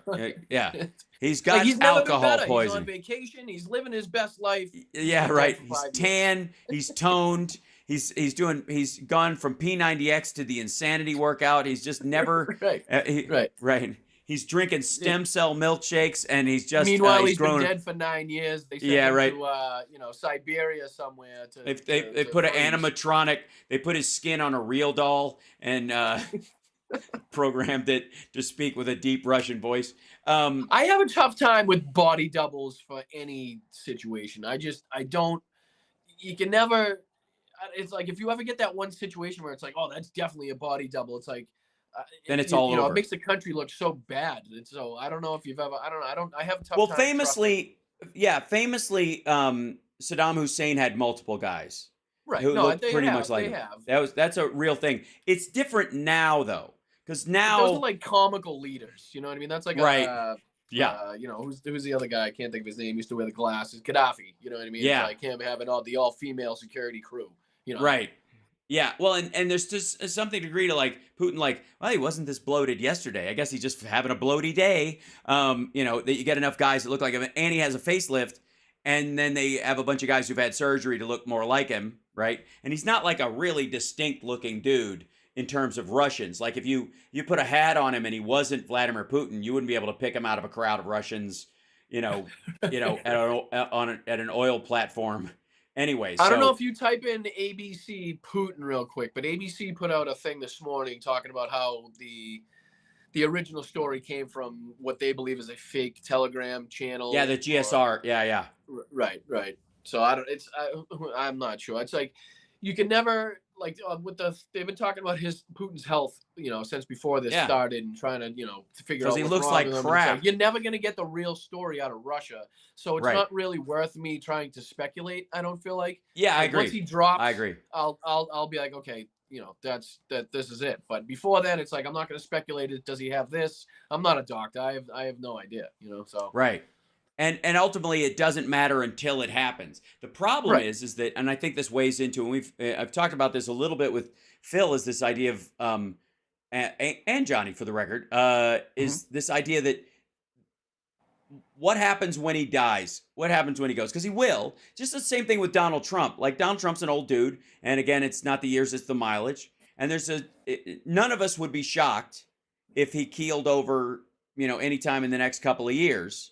Because he's just in such crap shape. Like, so one of these people who only ages and could make it to 90 because he's ornery. He just refuses to die, like some old person you're not gonna get me. But everything, just eaten up with every possible Donald disease. Trump's gonna start smoking cigarettes and drinking alcohol at like 92. Right? Yeah, just to spite the world.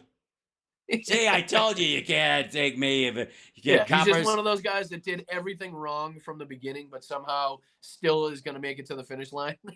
Right. Meanwhile, there's people out there doing everything possible to get themselves healthy, not smoking, not drinking, not doing anything, exercising every day, and they'll get some sort of disease or cancer or something early on in life. It's a shame how stuff like that happens, Only the good die young. But I honestly, I think none of us would be surprised. Obviously, everybody on the right wing would think he'd been murdered and martyred and blah blah blah. So I one of the other reasons why I hope he lives a long life is so that this ridiculous crowd of people don't think that we had anything to do with it, because he's just a mess. And I'd like to avoid taking his ashes out on like some U.S. warship to the middle of nowhere in the Atlantic and dumping his ashes, so there's no actual site that people could come to worship. Yeah, I mean, right. Yeah, like I'd like turn it into at least like Jim live to Morrison's see gravesite justice, and fat bastard. yeah, right. So he's not. Yeah, but nobody. I wouldn't be surprised. You wouldn't be surprised. No one would be surprised. But they would assume that he had been taken out in this, in the same way. But but at some point he's going to go. So what happens when he goes? What happens? What does the Republican Party do? When he goes, besides like turn on itself, like the Abrahamic religions fighting for their own slice of this thing, and it becomes like MAGA and ultra MAGA and quasi MAGA, which is the bells. What do you think, Johnny? What do you think's going to happen? Well, when he finally does go, yeah, I think it's going to be kind of like the way things happen with like with Fox News. There's always a new a-hole just waiting in the wings. Right. And I mean, and I'm a big person to telling people none of this ends with Donald Trump. This is not like right. Once we put Donald Trump in bars or 6 feet under. It started with him, but it doesn't end with him. Same with Putin. He's got a bunch of people propping him up. It's too long. It's too far embedded into today's society to think that just because we're going to chop off the head of the snake, so to speak, that everybody else is just going to keel over and go back to their 9 to 5s and get off X or Twitter or whatever you call it that I can't say on the radio, Hal. Right. Well, again, I know there'll be a bunch of people jockeying to be the next one in line, but the true believers around him are going to be are the worst, because they won't allow anybody to be the next person in line, because to them he's a messianic figure. Right. See, I don't think it's the person trying to get the power that's going to be most dangerous. I think it's the underlings and the followers of the whole MAGA movement that are just scattered around today's the country, around the in the state sporadically and wherever they are. I think it's those people that we're really going to have a problem, because they're much more romantic about it. They love it. They've lost family members. They've lost friends. They've lost jobs. They've lost their entire careers, houses, marriages over their political beliefs and the following of Donald Trump to the depths of hell. And it's like they're not just going to go back and just rejoin you at the kitchen table during Thanksgiving and everything's going to be handshakes and Happy Meals. You know what I mean? It's not going to happen. Yeah, I don't think it's a spell that breaks like something out of the Dark Crystal where everybody just wakes up and their chains fall off intellectually. What about Putin now, Hal? What do you think happens? Well, the problem with Putin is he's holding an actual country together, not just a silly excuse for a political party. And so there are a lot of people who have very different ideas about how to run that place, and they're going to confront each other directly, and there's going to be blood. There will be bloodshed around there. There already has been. Putin has been trying to purge a bunch of these people, chucking them out of windows and slaughtering their whole families and that kind of stuff. He's had a long time to set this up. Is the problem. He's had but a he long also time doesn't believe it's going to happen. That's the problem. He's one of these people, it seems, where he just thinks, yeah, I'm going to set this up, but not so that someone can take over and there'll be a smooth transition from Mother Russia any more than Xi Jinping has. Xi Jinping is knocking out everybody. Yeah, he's knocking out everybody below him who has any skills to be able to run the place because he's afraid they'll cut his head off. And Putin lives with the exact same paranoia right now. So you can't set up like, you're going to take this over, my son. Oh, really? Chuck. That's it. That's how it ends. The minute you say Putin or Xi say that to anybody, they get knifed. And there's an element of that going on. Look at DeSantis and the Republican Party. He was setting himself up to be I love Donald Trump. I support Donald Trump. Donald Trump's the greatest thing ever. And I believe in MAGA. And I ran my state by the MAGA checkbook, by the checklist. And then they were like, how dare you? That's it. We got to take a break. That's what happens when you surround yourself with weak yes men that have no knowledge and capabilities of doing anything. You end up being Michael Jackson. You end up standing on top of your car at court where you're there for something really awful, dressed as a space general, because nobody could tell that Hitler. you. Right. Sorry. Go ahead. Sorry. Yeah. I wouldn't compare the like Michael Jackson and Hitler because, quite frankly, Hitler's music sucked. But you're absolutely right. Like it's the paranoia that comes with being that kind of leader automatically. That's why the Republicans are having such a hard time finding a leader. They have to pick somebody kind of random out of nowhere that's expendable because they don't dare have anybody move into the position. Whereas Democrats don't have that problem at all. We got to take a break. Let's take a break, and we'll answer that on the other side of it. This is House Sparks Radio program, Mega Worldwide. We're heading into our last block. We'll be back right after this with Boston Brian. Follow him on all your socials. And, of course, it's Johnny Million. We'll be back. It's me.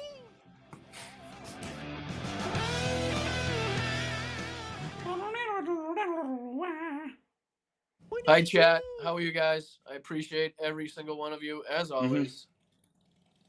We got a rising tide lifts all boats. That's my plan. Once I got a toehold, I'm like, give me your hand. That's what I want to do. That's like we're all, come here, Well, what I was going to say, it's like, if you think about it, even Goering and Himmler at some point tried negotiating with the Allies. Yep. I mean, that's what happens when you. And I mean, Himmler was the number one that Hitler thought would never turn on him. He thought he was, no matter what, a ride or die dude. And when he found out that Himmler was trying to kind of negotiate with the West to get his bona fide, to get his best options out there. Yeah. And then it was a during real his stab in the back. during his wiggle phase. Fragen. Yep. Have you? Red. You've seen the movie Downfall, right? Yeah. I mean, it's just an unbelievable portrayal of the last month or so of Hitler in his bunker, and it just spot on what I believe what it would have looked like. Had we had the opportunity to be there. Yeah, We're back in 20. Thank you. Thank you. Happy ending or no? Thank you. Yes, yeah. Bring in the happy ending because we'll use that. Because I have one. I have a major one.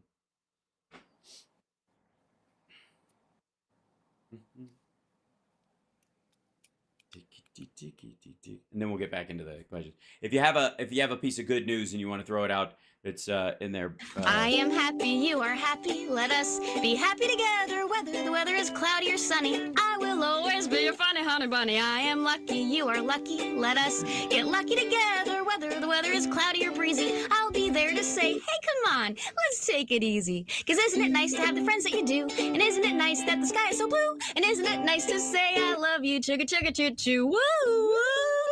I am smiling, you are smiling. Let us smile together. Whether the weather is cloudy or stormy, I will still be there in the morning. I'll be right by your side in the morning. I'll make you breakfast in the morning. I hope that you like cereal.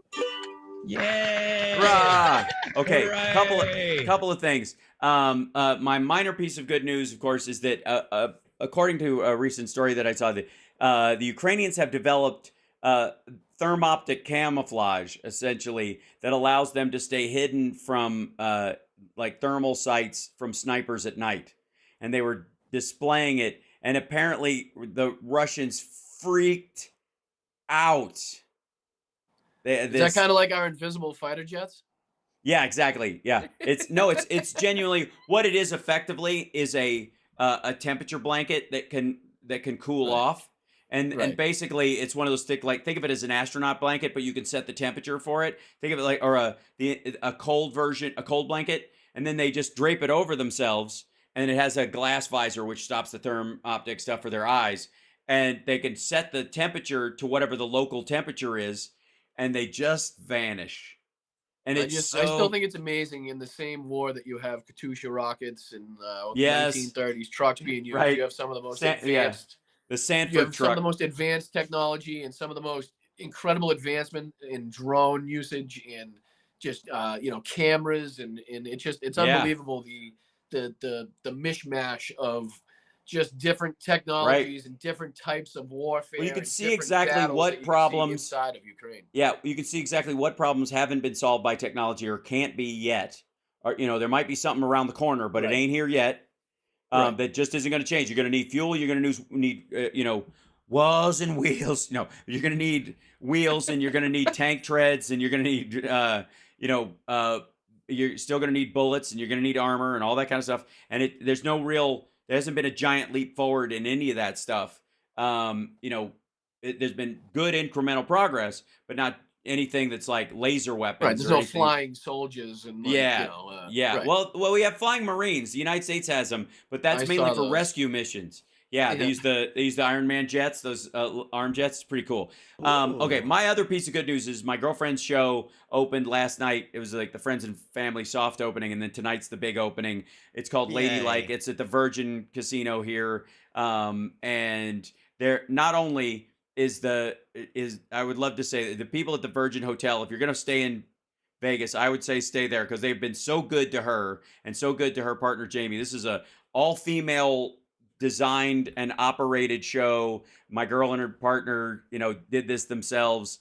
They're fantastic at this. They had it in another theater that was like sold and imploded, and so they were shopping around for another place, and they found one. And the Virgin people have just been amazing. There's ads all over the place. They are supporting it, and the show is amazing. Summer. Yeah, it's amazing. I saw it at the old place, and then they've made some modifications for the space that they're in here. And I gotta say, like, it's a little silly to get a little misty watching a burlesque show. But at the end of it, because I know what song they finish Depends with. on where you get misty from. Hal. That's true. It's right. Yeah, absolutely. It's kind of an overall schwitzing. My goodness, this is everybody turns into the You didn't striker turn in into Lauren Airplane. Boebert's date, did you? Yeah, no, not at all. Because my girl was busy working. Yeah, but yeah, that's like that was the joke that worked its way into Sexy Liberal was that Lauren Boebert at Beetlejuice looked like she was operating a flight simulator made out of Play-Doh. Squish and pull and squeeze and pull and yank and squish and pull. Man. Yeah, right. Yeah, it was a good time. So, anyways, the show is called Ladylike. It's at Virgin. It starts tonight as its official run, and it's going to go the distance. There's been a couple of these kind of shows that run it like X Burlesque and others that stink. No offense to them. They just are kind of boring. There's no theme. The dancing is kind of rudimentary. It's a lot of prancing, semi-nude, and it's nothing. Hey, I'm not here to yuck anybody's yum, but the choreography in my girl's show is so good that it is of a quality above and beyond, like the people you will see backing up. Like if you go see Jabberwockies. Can we find it anywhere, Hal, to watch? No, it's a live show. Gotcha. It is live and live only, and that's until they do a pay-per-view at some point. But it's just so good, and awesome. I love her, and I'm very proud of her, and I was sitting there like a big silly, just like getting teary-eyed at the end of this thing because they worked so hard on it, and they ice skate uphill against all this stuff, and every time it's always something. We know with shows, I deal with it all the time on here. You guys know, but man. Anyways, we got a couple minutes left. Can I keep the same theme going? Yes. Please. My piece of good news, I would just like to say that my piece of good news is to thank my wonderful girlfriend, Mel, and her beautiful young son for not only dealing with my crap, but also making me the happiest person that I could possibly be at this moment. So. Yeah, and if we could only move them up from Orange County behind the orange curtain, that's phase 2. Orange curtain. That's what they call it. That's what we call it in Southern California, behind the orange curtain. The orange curtain. That's where the right wingers are. And Johnny Million. I mean, you have so much praise for your wife; it's a little silly, but why not end it on that theme? It's a little ridiculous. She was under the weather this week, and she's starting to feel better. And it was not COVID. We tested, so I'm just glad that she's feeling better now. Nice. Good. All right. See, Good look to at hear. this. Look at us. We're the goods, gentlemen. Look at that. Anyways, follow Boston Brian on all of your socials because you have to, and I insist. Same with Johnny Million. Rising Tide lifts all boats. And don't forget, patreon.com/Hal Sparks. We're here every Saturday for the radio show. And, of course, I live stream arguably a little too much. But it's all worth it, and it's necessary in our constant fight for truth and justice and the American way. I'll see you guys next week. Thank you so much to you guys. Thanks, you both. Chicago. Appreciate you, Johnny. Thank you, Appreciate you, Hal. guys.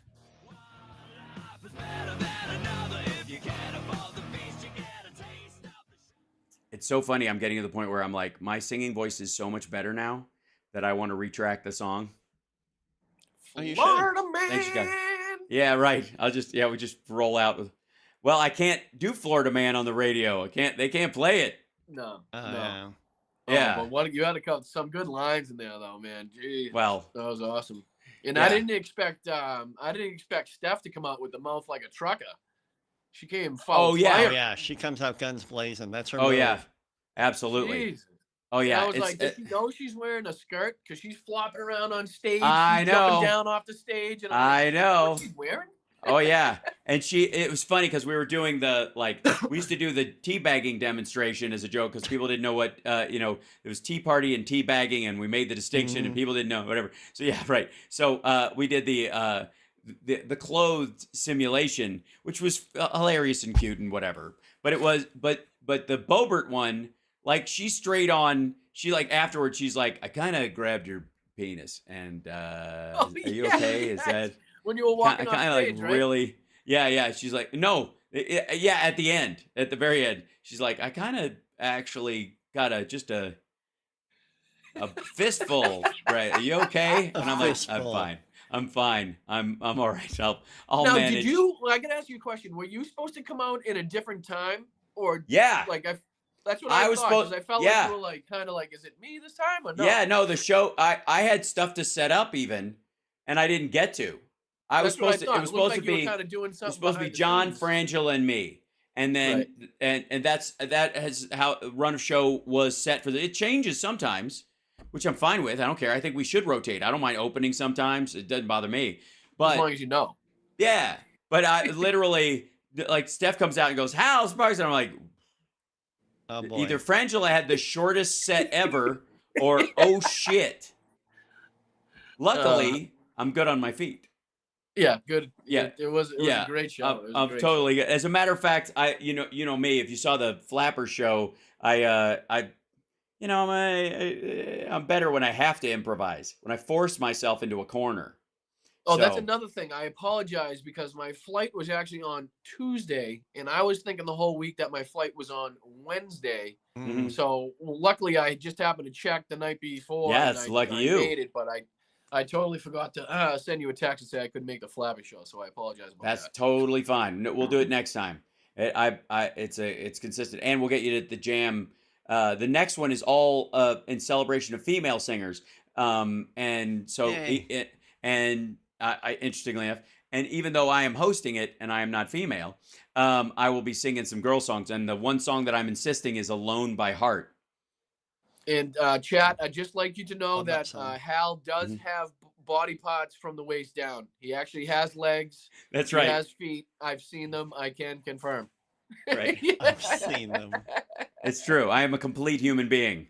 And I'm not he has like the most energy out of anybody I've ever seen on Earth that takes no artificial substances. Right. That's true. Yeah. I'm sure there's some people who are like, I can get a lot done in a day, but they're grinding their teeth in their sleep and doing a lot lot of this. Yeah. No, it was a pleasure. My girlfriend and I, it was a real super pleasure good to meet you. It really was. I was so happy to meet you too, and I'm glad we ate at Swingers. I'm glad you didn't hate me in person. Huh? I haven't ruled that out. Walk up mid steak like this guy sucks. Wow. Yeah. Well, like Johnny felt towards me for years, and then he finally came around. I coaxed him over, and I was like, "Come on, man." It was great French toast too, by the way. That was delicious, wasn't it? Yeah. He had French toast for dinner, like Boston Brian should. Anyways, I'm gonna let you guys go. Breakfast for dinner. Hold on. The best part was after I said bye to you, and I'm walking out of the theater, and you said, "Boston Brian, everybody, Boston Brian." Yeah. Hey, man, I promote my I'm friends. walking out like waving at people like That's I was right. in the show. That's so fun. I have been posting Michael Ian Black's shows on Twitter for years. Whenever he's touring and doing something, I'll post his stuff, and nothing. That never. Hey man, thanks. Whatever. Greg Proops every time. Matt Heafy from Trivium. Let me show you. Let me show you what Matt Heafy does when they had to cancel a gig, and they didn't have that big a Twitter following at the time, and mine was bigger. So I was like, "Hey, Trivium fans, I know you follow me. They can't do the show tonight because they're caught because of the one." And it was. Let me show you what happened. There, hang tight. I hope Matt Heafy sent him a bunch of balloons. What if he just came marching what, back Johnny? in with A whole bunch of rubber balloons. I love my rubber balloons. Did you ever buy rubbers when Johnny? you were young? Oh my gosh, What? that's better than balloons. Yeah, They sent you that? That's Matt's. This is Matt's signature Epiphone. Oh, that's awesome. Wowee. It's gorgeous and it's great. Better It's than a got, retweet. oh yeah. But he knows I'm a fan, and I did as hard a push as possible. And this is before he became like a Twitch sensation. So like he did, How many guitars do you have, Hal? Look at his face. Look at his face. I'll tell you how many I have. I believe every guitar has at least 12 songs in it that you can't get from another guitar. I believe that. Wow. And so I just squeeze these things like lemons. Let the juice run down my leg. So, anyways, that's that. I don't need to be. Anyways, the only modification I made was the kind of strap locks I use on it, so that when I play it live. Strap locks. Yeah, you got it. Yeah, nobody knows what you're talking about at all.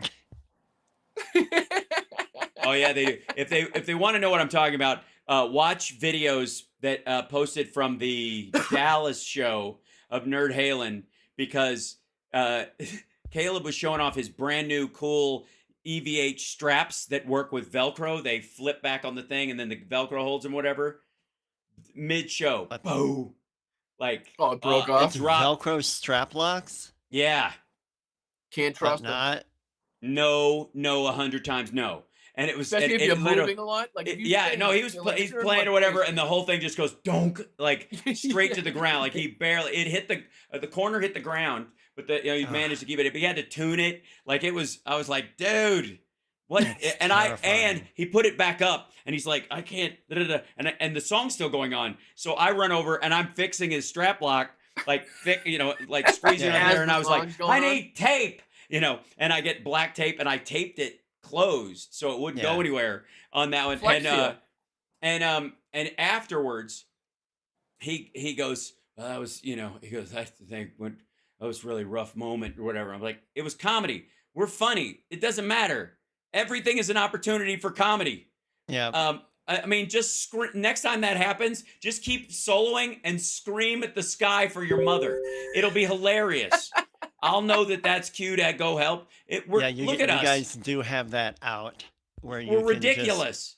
We're allowed to be ridiculous. That's why I was saying yell your safe word at Sexy Liberal. As a matter of fact, you know what? On behalf of Matt and you guys, I'm gonna take this is gonna be my Sexy Liberal guitar for the tour. Like, I'm gonna take this one out with me. And when I do Florida Man and other stuff, I'm going to use this guy to do it, because I always have it's always a big question in my head. But I'm going to do this just because he was such a cool guy about it, and we have a probably bit of, have the other people guys know the story. sign it too. Malcolm Nance and Glenn Kirshner and the rest of the stuff. Get him to sign the back and then laminate it. Yeah, right. Yeah. Something like that. That'd be cool. But because I don't want to defame. I was like, I didn't know Malcolm Nance was in Trivium. I got lost for a second there. I gotta ask, Hal, was crap, I can't even think of his name now. I'm gonna be the actor that was there. Why can't I think of his name? Ron Perlman. Was he like scheduled supposed to be there the whole time? I felt like he was kind of like he didn't have much to say. I felt almost bad for him, like he was a little out of place, kind of. No, he was there specifically because of the strike and talking about union stuff. Gotcha. And he did talk about that, but he's also kind of a reserved, dark, brooding dude. So he won't interject the way Malcolm will or the way Glenn Kirshner will, right? He just won't. Although I did see that TMZ video of him at the airport at LAX. Oh yeah, you provoke him. Oh, you can poke that bear, let me tell you.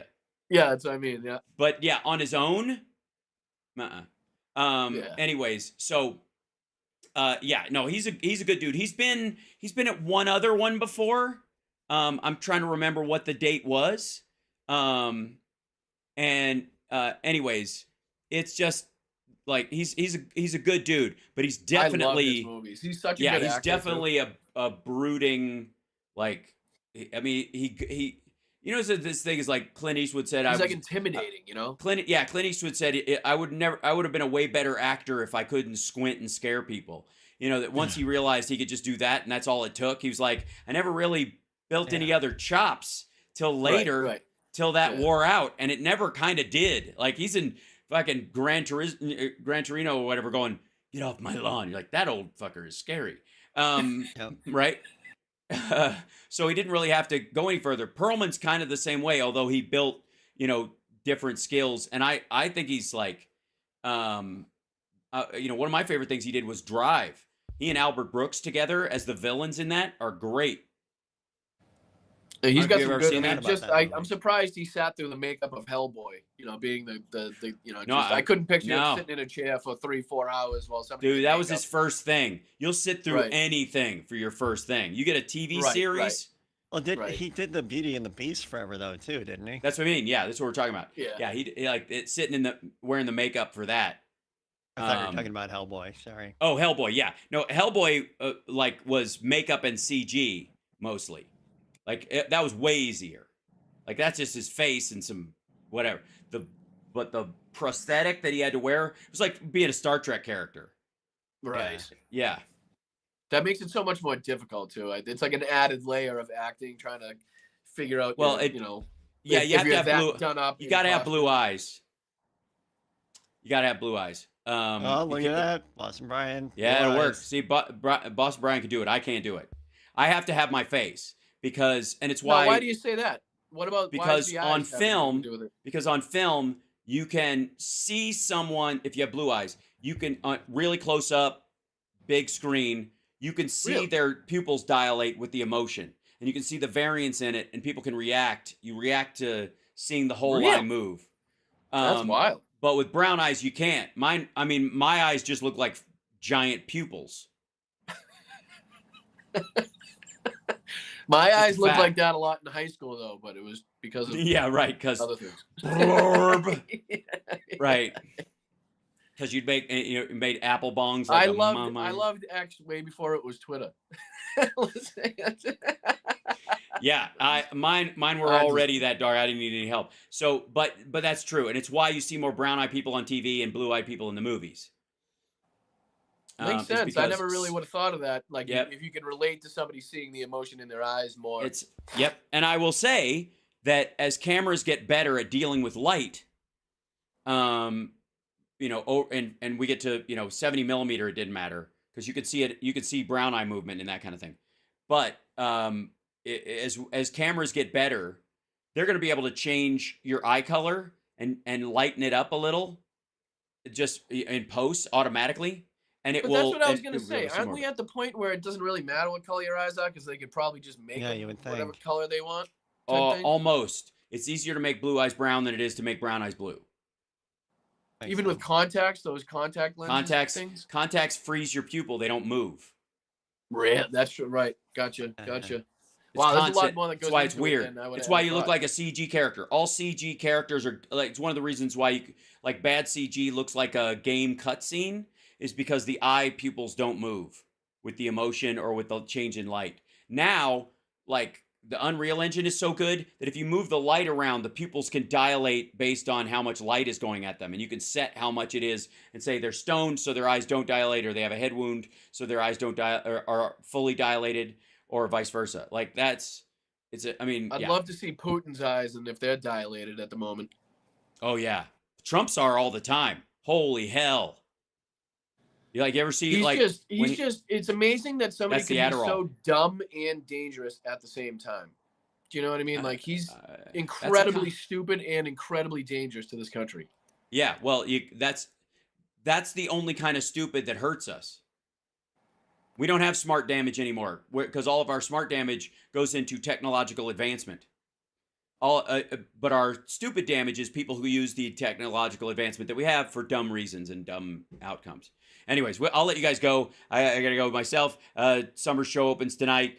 Share the word, by the way. It's ladylikeshow.com, and we'll be spreading the word and that kind of stuff. Would be super good. Congratulations, Summer. Johnny, have a great day. Hal, thank you as always. Thanks, you guys. Do the same. Love you guys. Mel, cheers. Bye, everybody. Thank you so much. Absolutely. There they go. Thanks, guys. Appreciate it. See you later. See you later, you crazy kids. You and thank you. If Putin is unalive, I don't want to look at his eyes. There you go.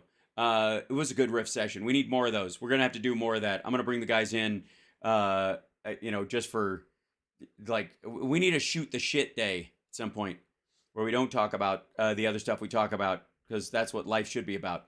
Bye from Kiwi. Bye by down and way down under, extra down under in New Zealand. Later, like tweeted in chat. Thank you so much, CSL. And also we'll put that in the show notes and stuff, or whatever, the description below the videos for a while too. Like, hey, check out the show. Here's the thing. So thank you guys so much. At some point I will do like an interview with them at their set and post that as well. So anyways, love you guys. Talk to you later. Take care of yourselves, and I'll see you soon. Okay, bye.